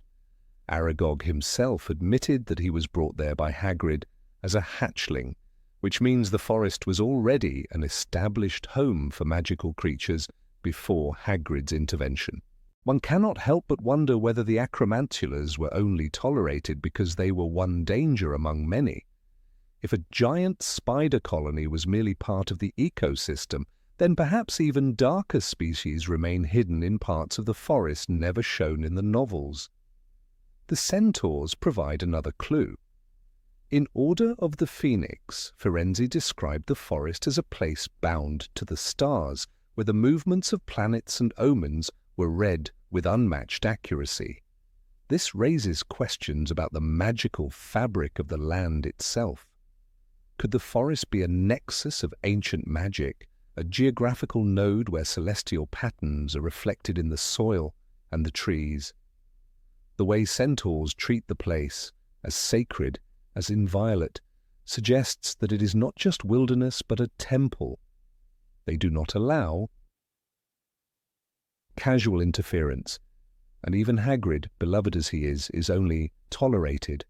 The centaur's reverence hints at a history older than Hogwarts itself, perhaps stretching back to the earliest wizards and witches who settled in Britain. If that is the case, then the forest might hide remnants of rituals, altars, or wards that no modern wizard has dared to uncover. Another dimension comes from the unicorns. When Harry saw the silver blood of the slain unicorn glowing on the forest floor, and when Voldemort's shade drank from it, the story suggested that the forest provides not just a home, but a sanctuary for purity. Unicorns are described as reclusive and shy, choosing only the most untouched, magical groves as their dwelling. That they chose the Forbidden Forest is itself a statement. It must carry an aura that few human places possess. If unicorns exist there, then other sacred or rare creatures could as well. Imagine thestrals already shown to dwell within the same area, interacting with beings we have not met, moon calves that only emerge during rare lunar cycles, or lethifolds that slip between shadows. Such creatures, known in magical bestiaries, might exist in deeper, darker layers of the woods where even Hagrid does not wander. Dumbledore's choices also weigh heavily on the mystery. It was he who allowed the forest to remain untouched despite the dangers. This decision speaks volumes. Hogwarts was a place where every hallway was enchanted, every staircase enchanted to move, every corridor warded against intrusion. Yet the grounds contain this wild, ancient stretch of untamed forest. Why preserve such a dangerous place so close to children? Perhaps because Dumbledore knew it was not his to control. Perhaps the forest had been there long before the castle rose, and perhaps the founders themselves decided it was better to build beside the ancient woods than to destroy them. Salazar Slytherin, who loved secrecy and hidden chambers, might have found the forest appealing for its mysteries. Helga Hufflepuff, who valued natural growth and fairness, might have argued to let it thrive. It is not hard to imagine Rowena Ravenclaw recognizing its role as a repository of forgotten knowledge. There is also the unsettling possibility that the forest is not just land, but a being. Readers often describe how the forest breathes in the narrative, with winds sighing through trees and a sense of living presence. When Harry, Ron, Hermione and Draco entered during detention, Rowling described the forest closing in around them. Such language is more than atmospheric, it suggests agency. Could the forest itself be sentient? In mythology there are precedents, dryads in Greek lore, sacred groves in Celtic tradition, forests that respond to intruders with wrath or protection. If Hogwarts rests on such a living neighbour, then the Forbidden Forest may be the most ancient guardian of the school, keeping its secrets safe through fear. One cannot ignore the hints about hidden relics. Hagrid once mentioned that the forest was home to all sorts of beasts, but what if it also shelters things left behind by those beasts' masters? The founders may have hidden artifacts deep in its heart. When one considers how Gryffindor's sword was hidden within the sorting hat and how Slytherin left behind a locket, it seems possible that lesser-known relics might remain buried in the earth of the forest. Could there be a forgotten vault, guarded by spells no human has dared to unbind? The centaur's hostility toward wizards might be explained if some have tried to plunder such treasures. 4. Angering both creatures and the forest itself. The forest also plays a crucial role in Harry's journey with death. It is there that he faces Voldemort unarmed, offering himself in Deathly Hallows. The fact that the setting is the Forbidden Forest cannot be coincidence. Rowling could have staged this confrontation anywhere, inside the castle, in the grounds, in the village of Hogsmeade. But she chose the forest. It was as if the place itself demanded to be the stage for sacrifice. The trees, the silence, the sense of entering an ancient cathedral of nature all pointed toward the forest as a liminal space between life and death. If the Resurrection Stone's power resonated anywhere, it was there, suggesting that the forest's magic amplifies and channels connections with the beyond. The role of the acromantulas also warrants another look. Aragog confessed that he was not the monster from the Chamber of Secrets, yet he admitted that many in the forest were not safe, even for him. There are creatures in the forest that do not serve acromantula or human, he hinted. This line remains under-examined. What were those creatures? Could they have been ancient spirits, bound to trees, or even fragments of the castle's own founding magic that bled into the soil? If Aragog, a creature of immense size and danger, feared others in the forest, then those others must be formidable indeed. The text leaves a tantalizing silence where explanation should be. It is also striking how the forest's boundaries are never clearly defined. Students are told not to go in, but where does the forest end? Does it stretch into the mountains, perhaps linking to other magical territories? In Goblet of Fire, the Quidditch World Cup is held in a vast field protected by charms, but one wonders if forests like the one near Hogwarts exist elsewhere, forming a chain of untouched wildernesses that hide the magical world from Muggle eyes. If so, then the Forbidden Forest may be part of a larger web of enchanted lands, each with their own guardians and mysteries. The Thestrals themselves reveal how the forest acts as a mirror of perception. Only those who have seen death can see them, which means the forest changes depending on who walks through it.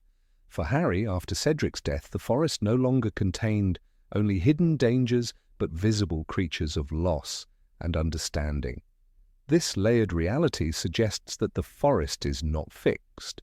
It adapts to the knowledge and experience of the individual. A child may see nothing but dark trunks and strange noises, while an adult wizard might glimpse ancient beings or magical echoes invisible to others. The forest may therefore be not just physical but also psychological, shaping itself to the fears and truths of its visitors. Moreover, the repeated use of the forest as a place of punishment by Hogwarts staff is curious. Why would McGonagall or other professors send students there if it were truly unmanageable? Perhaps they knew that the forest disciplines those who enter. Facing centaurs, unicorns, and dangers is a trial by ordeal, a way of forcing students to confront primal truths. Detention in the forest is not simply punitive, but transformative. For Harry, it meant his first glimpse of Voldemort. For others, it meant an encounter with forces beyond textbooks. This pattern indicates that the staff, and perhaps Dumbledore most of all, considered the forest an unspoken teacher. There are also darker whispers. Some theorists suggest that the forest hides portals, perhaps to other dimensions or magical realms. In folklore, forests often serve as gateways to fairylands or underworlds. Could it be that the Forbidden Forest guards such a threshold? The behavior of the centaurs constantly warning Harry and his friends could be interpreted as attempts to keep humans from stumbling upon truths too vast or dangerous. If a portal exists, then the forest is not merely protective, but imprisoning, keeping something in as much as keeping students out. Even after Voldemort's fall, the forest remains an enigma. It was there before Harry's time and will remain after. Its shadows will continue to move, its creatures will continue to prowl, and its secrets will continue to stir imagination. The question of what it hides is deliberately left unresolved, a space for readers to wonder. Perhaps that is the point. The forest is meant to be the embodiment of mystery itself, a reminder that not every secret of the magical world is revealed, that some doors must stay closed, and that magic is most powerful when it resists complete explanation. Number 20. Why can't you apparate inside Hogwarts? In the world of Harry Potter, few questions seem as deceptively simple, yet endlessly intriguing, as the rule forbidding apparition within the grounds of Hogwarts. Time and again, readers and fans are reminded of this restriction, often phrased in the same terms: you can't apparate inside the Hogwarts grounds. Hermione Granger, ever the fountain of precise knowledge, even repeats it in Harry Potter and the Deathly Hallows with the authority of someone citing a basic law of nature. Yet beneath this apparent simplicity lies something far more enigmatic. If Dumbledore could, in The Half-Blood Prince, remove the protective enchantments just for the purpose of teaching students how to apparate, then the rule is not a law of magic but an intentional design.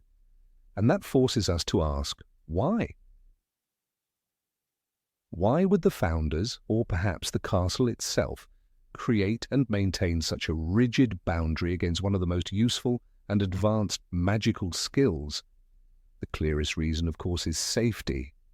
The magical castle has stood for centuries under constant threat from enemies, from dark wizards to political opportunists. If any hostile force could simply apparate into the Great Hall, or worse, into the dormitories of the young witches and wizards, Hogwarts would be a fortress in name only. Consider the events of Harry Potter and the Goblet of Fire, when the Triwizard Tournament brought foreign visitors into the heart of the school. With Death Eaters already plotting in the shadows, it would have been unthinkably reckless to leave such an opening unguarded. Apparition, in this sense, would become the perfect weapon of infiltration. The rule, therefore, seems like a shield raised to protect not only the legacy of the school, but also the lives of the children inside. Yet the strangeness begins when we think about convenience. For professors like Minerva McGonagall or Severus Snape, individuals trusted with immense responsibilities, the restriction becomes something of a hindrance. Imagine the difficulty of rushing from the astronomy tower to the dungeons during an emergency, when apparition could have carried them there in an instant.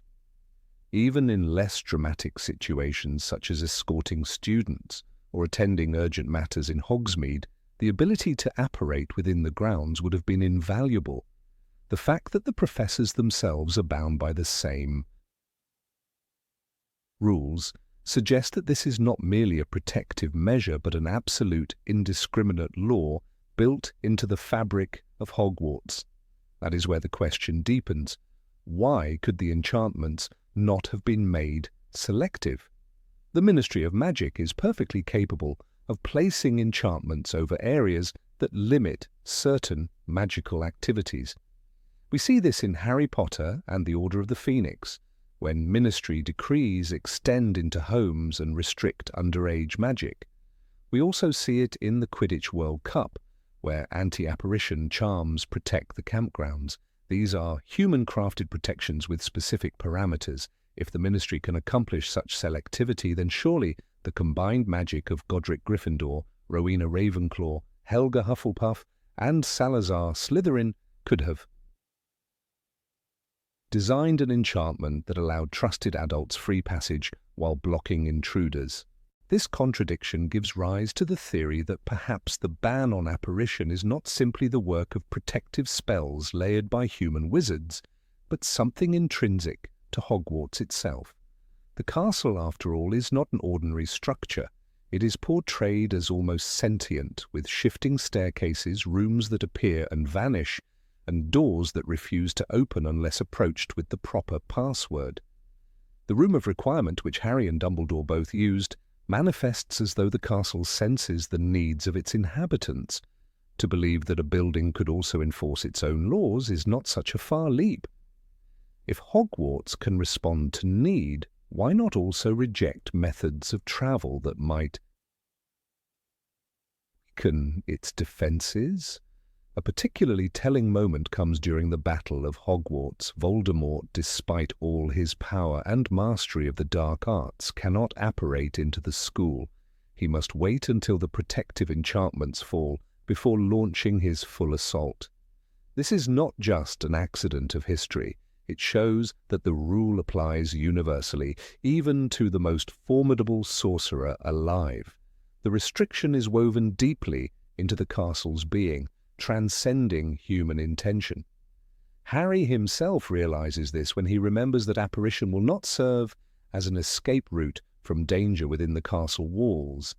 The characters are forced to rely on passages, hidden corridors, or sheer courage, as if Hogwarts insists on testing their resilience. And then there is the curious case of Dumbledore lifting the ban in The Half-Blood Prince. You can apparate and disapparate within these walls only because the headmaster has lifted the usual restrictions, he explains to the students. This line is pivotal because it suggests two simultaneous truths. On one hand, the enchantment can be suspended which means it is not immutable.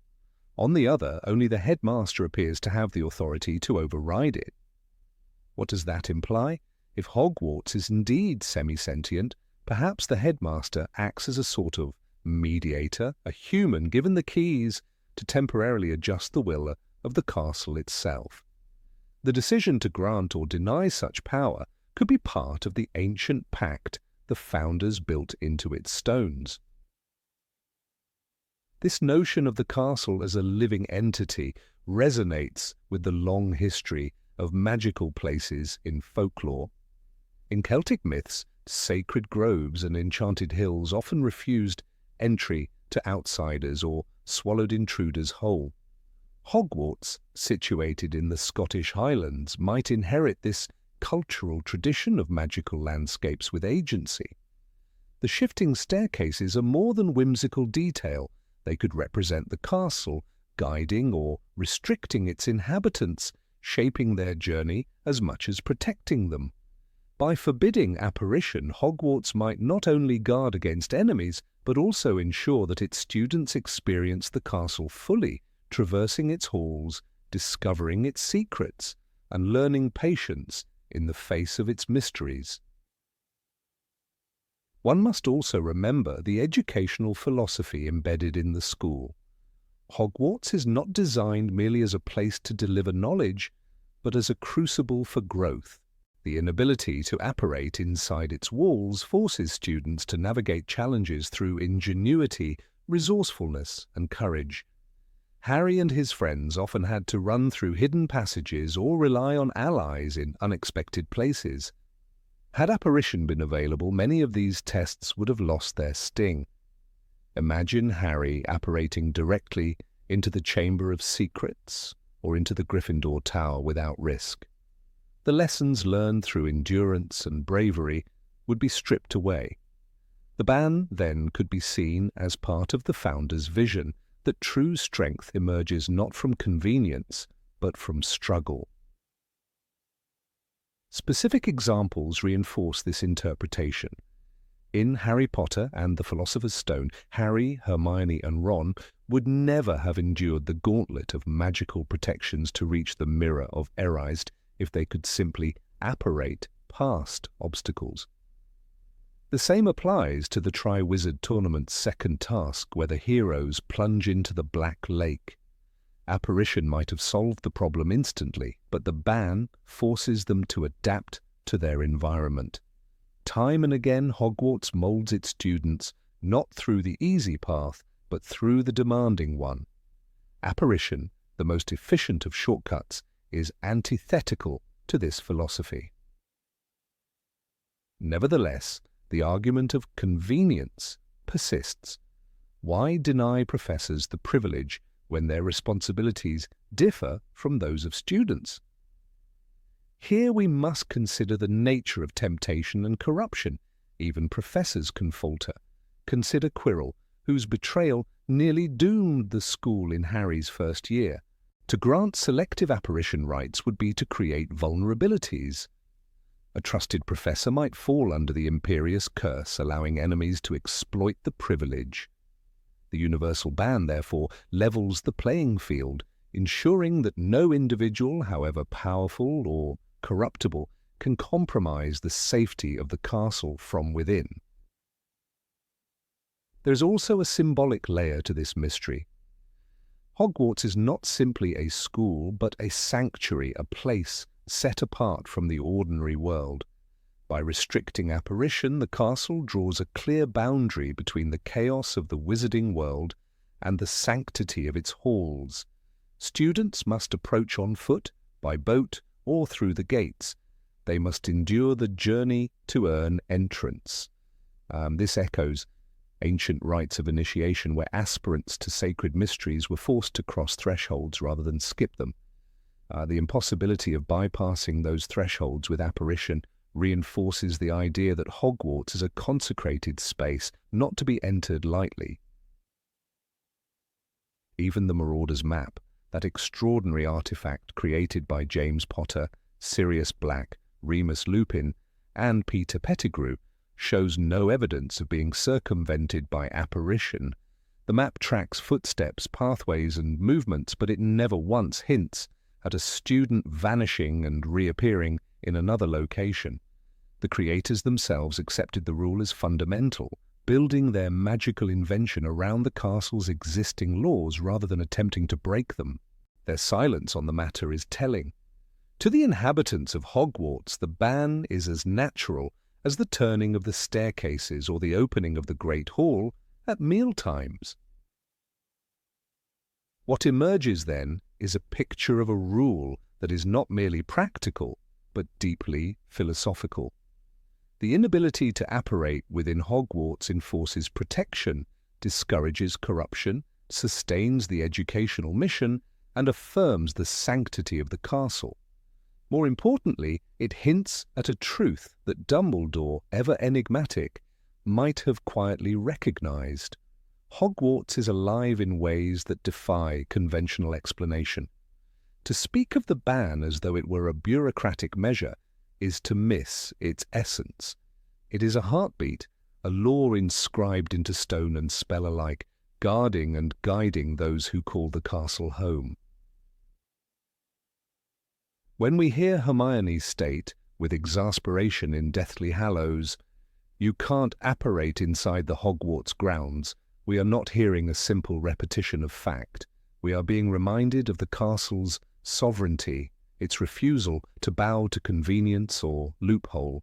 It is as though the castle whispers through her words, "I will decide how you move within me, and I will test your worth as you do."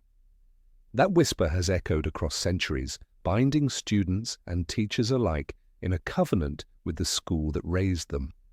And in that covenant lies the enduring mystery of Hogwarts, a place where even magic itself must obey the will of stone walls that breathe with enchantment. Number 21. How do magical creatures come into existence?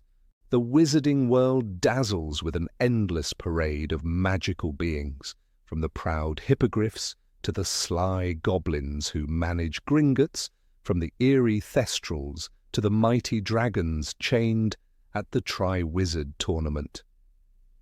Readers often accept their presence as a natural part of J.K. Rowling's world, much like trees or rivers are natural in ours. Yet when one stops to think, a question rises like a whisper in the Forbidden Forest. How could these creatures exist at all? Their anatomy, their powers, their intelligence all seem to break the logic of biology and natural evolution.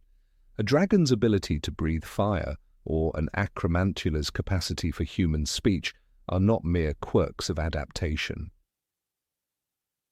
They suggest interference, perhaps deliberate design, and that leads to a troubling possibility that magical beasts are not purely natural creations but the product of experimentation and magic woven into flesh. Hippogriffs, for instance, are emblematic of this puzzle. When Harry Potter first encountered Buckbeak in The Prisoner of Azkaban, Rowling describes the creature with an awe that feels almost surreal. It had the front legs, wings and head of a giant eagle, and the body, hind legs and tail of a horse. No scientist in the Muggle world could explain how the skeletal structure of such a hybrid could function, or how its musculature could support both flight and galloping. The elegance of Buckbeak's bow and the nobility in his amber eyes suggest design, not accident, perhaps. Some ancient wizard once sought to combine the grace of the eagle with the strength of the horse. If so, Buckbeak and his kind are not nature's children, but the descendants of human ambition, walking testaments to the hubris of forgotten magical ages. The case of the acromantulas deepens this theory. In Chamber of Secrets, the terrifying colony led by Aragog is described as being the size of a small elephant, with venom strong enough to kill in minutes, and, most disturbingly, the ability to converse in human language. How could a spider evolve the capacity for structured speech? This does not fit within any natural lineage. One might speculate that acromantulas were engineered as guardians, perhaps designed to guard vaults, temples, or forbidden knowledge. The Ministry of Magic itself classifies them as XXXXX level dangerous creatures, acknowledging both their intelligence and their lethal qualities. Aragog tells Harry, "I was not born in the forest. Hagrid found me in a distant land." That phrase, distant land, hints at origins hidden in mystery, perhaps the remains of an experiment gone wrong, exported and abandoned when the danger became too great. Dragons pose another riddle. Their fiery breath alone marks them as creatures of myth, but their sheer scale and diversity, Norwegian ridgebacks, Hungarian horntails, Chinese fireballs, suggest not one but many strands of magical shaping. In Goblet of Fire, Charlie Weasley describes them with an almost reverent admiration, but even he acknowledges their unnatural behavior, their aggression, their strange reproductive cycles. It is not hard to imagine that the earliest wizards, craving symbols of power and domination, manipulated ordinary reptiles with enchantments of fire and strength until dragons emerged, terrible and magnificent. These creatures may well be living weapons, artifacts of magical warfare, too mighty now to be tamed and too ancient to be erased. Centaurs, by contrast, trouble the conscience in a different way. Unlike hippogriffs or dragons, they are part human in both body and mind. Rowling describes them as proud, noble, and fiercely independent, their voices echoing with the authority of starlight and prophecy. Firenze, who once taught divination at Hogwarts, spoke to Harry with words that carried wisdom and disdain in equal measure. "Mars is bright tonight. Yet why? Should such beings exist at all, neither fully man nor beast? Their hybrid form suggests ancient magic that blurred the lines between species. Perhaps they were not created but cursed, transformed from humans who once sought forbidden knowledge in the stars. Or perhaps, more chillingly, they were designed as seers and oracles, part of a magical project that sought to harness both animal instinct and human intellect." The goblins of Gringotts bring another layer of unease. While Rowling presents them as a race, with culture and craftsmanship all their own, one cannot help but wonder, are goblins truly an independent people, or the results of deliberate magical tampering with the human form? Their intelligence, their physical differences, their affinity for metal and money, these could have arisen from centuries of separation, but they might also suggest shaping by a wizard's hand.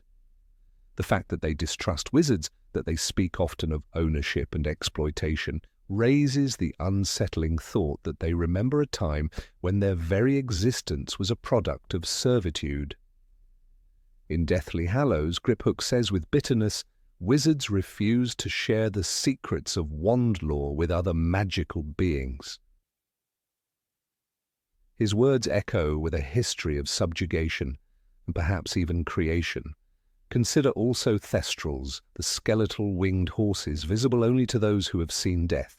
They are living embodiments of grief, creatures tied not merely to biology but to the psyche. How could natural evolution craft a beast whose visibility depends on human perception of mortality? Luna Lovegood's calm explanation, "You can only see them if you've seen death," reveals that thestrals are woven as much from magic as from muscle. They may be remnants of necromantic practices, born of rituals that sought to harness death itself. Unlike dragons or acromantulas, they do not terrify with teeth and venom, but with symbolism. They remind the wizarding world that some creatures might not be born at all, but conjured into being by ideas too powerful to fade. What is most striking is how many magical creatures share traits of usefulness to wizards. Basilisks are bred as weapons, capable of killing with a gaze, as Salazar Slytherin himself demonstrated in the chamber beneath Hogwarts. Phoenixes, like Fawkes, are healers, their tears curing mortal wounds. House elves, though technically classified as beings rather than beasts, possess powerful magic, yet are bound to serve wizards. It is as though an ancient age of magical experimentation once filled the world with creations, each one tailored to some task: guardianship, prophecy, healing, destruction. Some escaped control and became wild, others remained enslaved. The wizarding world we see in Harry's lifetime is not a pristine wilderness, but a patchwork. Museum of experiments, many of them perilous. Rowling herself hints at this dark heritage in the very language of her world. The magical creatures, studied by Hagrid and others, are often regarded with suspicion by the Ministry. Laws regulate breeding, crossbreeding, and classification, as though officials know all too well that wizards cannot resist the urge to create. In Fantastic Beasts and Where to Find Them, Newt Scamander documents countless beings, but he also notes that many were bred by wizards for dubious purposes. This single phrase points to a hidden history, one in which magic has not only conjured spells, but crafted species, leaving a living legacy of meddling. The Forbidden Forest itself may be a graveyard of such experiments. Acromantulas thrive in its shadows, centaurs guard its secrets, and unicorns, creatures of purest magic, roam among the trees. It feels less like a forest and more like a laboratory abandoned by its ancient masters, where the products of magical ambition now survive on their own. When Harry, Ron, and Hermione entered its depths, they were not simply entering nature. They were stepping into the ruins of history, a place where the results of magical creation lingered long after their creators had vanished. One might even argue that the division between beast and being in wizarding lore reflects this uneasy truth. Beasts are those considered outside society, while beings are those granted recognition. But this division is arbitrary, a human attempt to categorize the products of magical history. If goblins, centaurs, and house elves were once experiments, then the wizarding world lives alongside its own creations without admitting their origin. Perhaps that is why so many of these creatures bear resentment, why they challenge wizard authority, why they remain half wild and unassimilated. The implications stretch beyond curiosity. If magical creatures were made, not born, then the wizarding world carries an inheritance of responsibility. The dragons that burn villages, the acromantulas that infest forests, the house elves bound by servitude, these are not nature's gifts, but the consequences of wizard choices. Harry himself confronted these legacies in subtle ways, whether through his bond with Buckbeak, his rescue of Dobby, or his encounter with Aragog. Each moment forced him to see creatures not as curiosities, but as lives shaped by forces older and darker than he could imagine. Even the question of souls arises. Do centaurs and goblins have souls like humans? Do acromantulas? The books hint that they do, or at least that they possess agency and destiny. Firenze's willingness to defy his herd and teach Harry speaks of free will. Griphook's betrayal in Gringotts reveals greed, fear, and autonomy. Aragog's loyalty to Hagrid shows memory and affection. If these beings were created, then wizards once crossed the line not only of biology, but of morality, fashioning sentient life from ambition. What remains most haunting is the silence of history. The wizarding world Harry inhabits does not speak openly of these origins. It hides them in myths, in distant lands, in vague references in textbooks. Yet the evidence is everywhere, in the eyes of a hippogriff, in the speech of a giant spider, in the fire of a dragon, in the quiet wisdom of a centaur. The creatures of magic are reminders that the boundary between creation and creationism has always been blurred in this world, and that what wizards once dared to shape has never ceased to roam. Number 22. Why doesn't anyone use the Mirror of Erist? The Mirror of Erised remains one of the most haunting, magical artifacts ever introduced in J.K. Rowling's world. It is not a weapon, not a cursed object, not even a tool of power in the traditional sense. Yet it unsettles readers more than the Sword of Gryffindor or the Deathly Hallows themselves. It first appeared in Harry Potter and the Philosopher's Stone, hidden in a quiet, unused classroom. For Harry, it was a revelation and a wound. Staring into its depths, he saw his parents alive, smiling and surrounding him with warmth he had never known.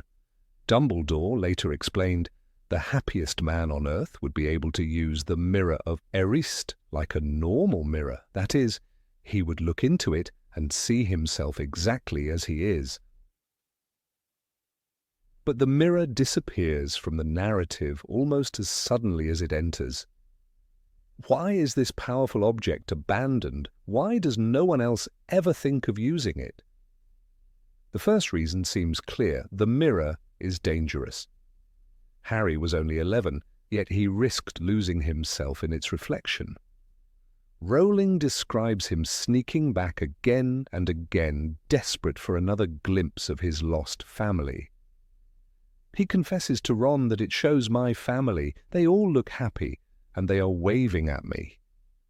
That temptation could trap a child forever. Ron, too, is caught. He sees himself as head boy, Quidditch captain, holding the house cup. His deepest craving for recognition and triumph is laid bare in an instant. If 2 first years could so easily fall under its spell, how could an adult with even more complex desires resist? The mirror is not benign. It whispers to the soul's weakest points, drawing a person inward until reality fades. Yet this explanation does not fully satisfy. Dangerous objects exist throughout the wizarding world, and they are not all locked away or destroyed. The Horcruxes, the Hallows, cursed necklaces, even the Philosopher's Stone itself, each posed catastrophic risks, yet they remained in circulation, studied, guarded, sometimes fought over. Why then does the Mirror of Erised simply vanish? Dumbledore claims he moved it for safekeeping, but the truth may run deeper. The mirror is not a mere curiosity. It is a key. When it reappears at the climax of the first book, it has transformed into a hiding place for the stone. Dumbledore says he devised a spell that allowed only someone seeking the stone, but not intending to use it, to retrieve it.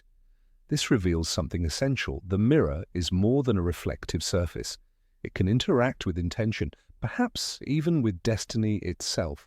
Consider what this means. A magical object that can perceive the difference between selfish desire and selfless intent is not just a psychological trap. It is a moral instrument. Dumbledore harnessed it to protect the Philosopher's Stone from Voldemort, but imagine if others had realized its full capacity. It could expose lies instantly. It could determine whether someone seeks power for themselves or for the good of others. In a world torn apart by mistrust, betrayal, and hidden allegiances, such a device would have been invaluable. Think of the Order of the Phoenix. How many traitors could have been unmasked by a simple session before the mirror? Think of Barty Crouch Jr., who infiltrated Hogwarts disguised as Mad-Eye Moody. A glance into the Mirror of Erised might have betrayed his ambitions long before the Triwizard Tournament reached its tragic end. But perhaps that is exactly why the mirror was hidden. Knowledge of people's innermost desires is not only dangerous to them, it is dangerous in the hands of others. To know what someone longs for most is to hold a weapon sharper than any blade. Imagine Voldemort using it to recruit followers, promising to fulfill their yearnings in exchange for loyalty. Imagine a ministry official wielding it in interrogations, forcing citizens to expose what they crave most. The wizarding world, already rife with corruption and manipulation, could have collapsed into chaos under such pressure. The mirror is too absolute, too revealing. Its silence after the first book is not absence, it is deliberate concealment. Yet even this raises a troubling question. If the mirror is so perilous, why did Dumbledore keep it in a school filled with children? He could have hidden it in the Department of Mysteries among the other enigmas of wizarding science. He could have destroyed it, if destruction were possible. Instead, he left it in Hogwarts, accessible enough that Harry stumbled across it one night while wandering under his invisibility cloak. Was this accident or design? With Dumbledore, very little is accidental. He admitted to Harry, "I knew you would discover the mirror, Harry, as surely as if I had placed it in your path." What lesson did he mean for Harry to learn? Perhaps that desire is not evil in itself, but unchecked desire consumes. Perhaps Dumbledore, who once himself craved power alongside Gellert Grindelwald, saw in the mirror a teaching tool, a quiet warning etched in silver glass. This interpretation becomes more intriguing when we recall how Dumbledore used the mirror at the climax. Harry, facing Quirrell and Voldemort, does not plan to use the Philosopher's Stone. He simply wants to keep it safe, to prevent evil from seizing it. The mirror responds by placing the stone in Harry's pocket. This is no ordinary enchantment. It suggests that the mirror not only reveals desires, but can reshape reality according to them, if the intent is pure. That makes the mirror kin to the what? Resurrection Stone and the Elder Wand, artifacts entwined with human longing and destiny. The Mirror of Erised might be a hidden fourth counterpart to the Deathly Hallows, less tangible, but equally profound. The absence of the mirror in later books could therefore signify not its irrelevance, but its secrecy. Perhaps Dumbledore removed it because its potential was too great, its power too easily abused. Recall how even in his last years Dumbledore feared his own temptation. He admitted to Harry, "I am not worried about Voldemort's killing me, I am worried about Voldemort's corrupting me." If the mirror could interact with the human heart, even a man as wise as Dumbledore could not trust himself with it for long. Better to bury it, better to leave it as a whispered memory in the dark. Corners of Hogwarts. Still the mystery lingers. Consider the story of Severus Snape. His entire life revolved around his desire to protect Lily Potter's memory.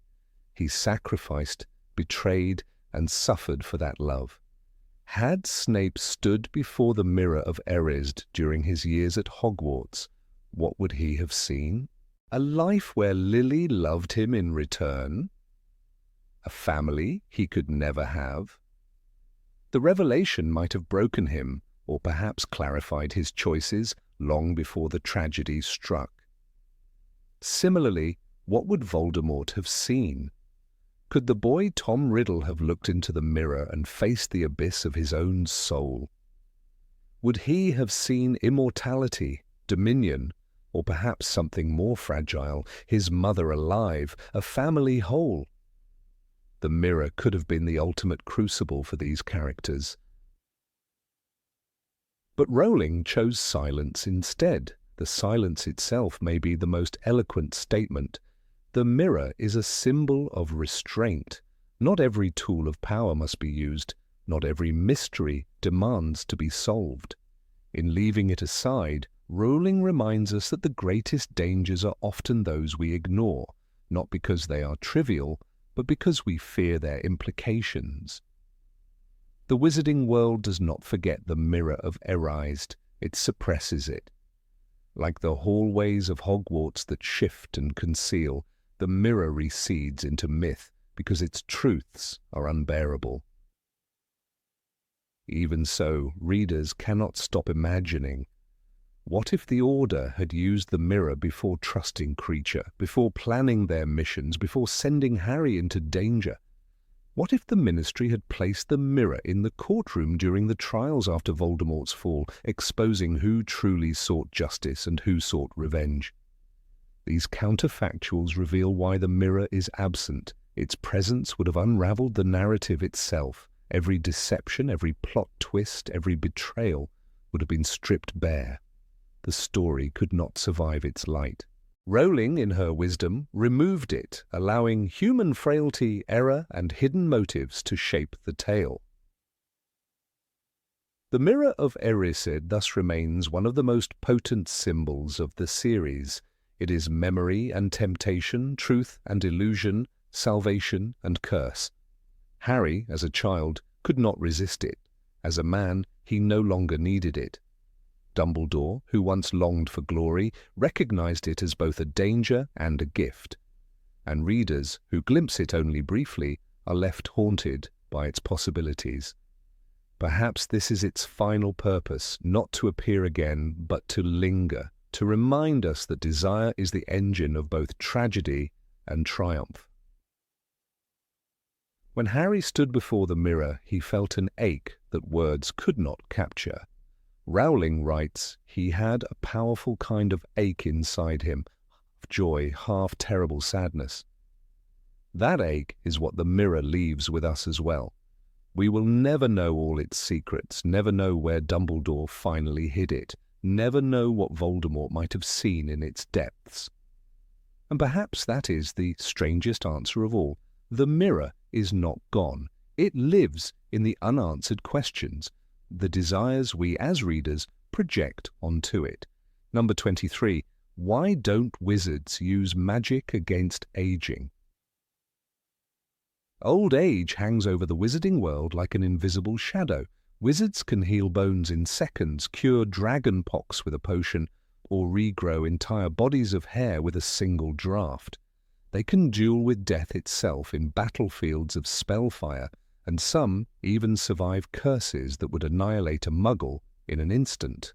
And yet, when Albus Dumbledore's hand turned black and withered after wearing Marvellogaunt's cursed ring, the greatest wizard of his age could not prevent the creeping weight of time itself. His beard lengthened, his back slightly stooped, and the twinkle in his eye was slowly dimmed. Magic, it seems, had limits, and nowhere was that limit clearer than in the inevitability of old age. We are reminded that the wizarding world is not without means to extend life. The elixir of life, produced by the Philosopher's Stone, granted Nicholas Flamel and his wife Perenelle centuries of existence. According to Harry Potter and the Philosopher's Stone, Dumbledore explains with quiet gravity, Nicholas Flamel, who last year celebrated his 665th birthday, has enough elixir stored to set his affairs in order, but then he and his wife will die. That admission is haunting. Here was a man who had cheated time for centuries, yet in the end he willingly chose to let go of the very gift so many mortals fear to lose. If even Flamel could not cling forever to his magic, what chance had others? It is striking that immortality, though technically possible, is kept carefully out of reach of the masses. Wizards do not churn out philosopher's stones in classrooms. They do not bottle longevity and sell it at Diagon Alley apothecaries. The elixir remained a singular achievement, as rare and fragile as the man who created it. This scarcity suggests an unspoken rule woven deep into the very fabric of magic, that while spells can mend flesh and potions can fortify strength, they cannot unwrite the human story of birth, growth, decay, and death. Nature demands its payment, and magic bows to that demand. We must also consider the cautionary tales littered across magical history. Voldemort himself became obsessed with defying death. His pursuit of Horcruxes was nothing but an attempt to freeze time, to split his soul and anchor it to the earth indefinitely. Yet his fate shows the cost of such rebellion against natural law. His physical body decayed, his appearance twisted into something grotesque, his very humanity corroded. He bought years, but at the price of becoming less than a man. The lesson is unmistakable. Magic may hold back the years, but in doing so it demands a toll heavier than death itself. Perhaps the most unsettling example comes not from Voldemort, but from Dumbledore's quiet reflections. In Harry Potter and the Deathly Hallows, Dumbledore tells Harry, "Do not pity the dead, Harry, pity the living, and above all, those who live without love." His words reveal a deep truth. Extending life for its own sake is not necessarily a gift. To live endlessly without the natural rhythm of endings could rob existence of meaning. Even for wizards, who might live longer than muggles on average, there comes a time when life must be relinquished. Magic can add years, perhaps decades, but it cannot restore the innocence of youth or prevent the wearying of the soul. This tension between magical power and human frailty is embodied in Dumbledore himself. Despite his legendary knowledge, he aged visibly. His once auburn hair faded to silver, his hands trembled in moments of fatigue.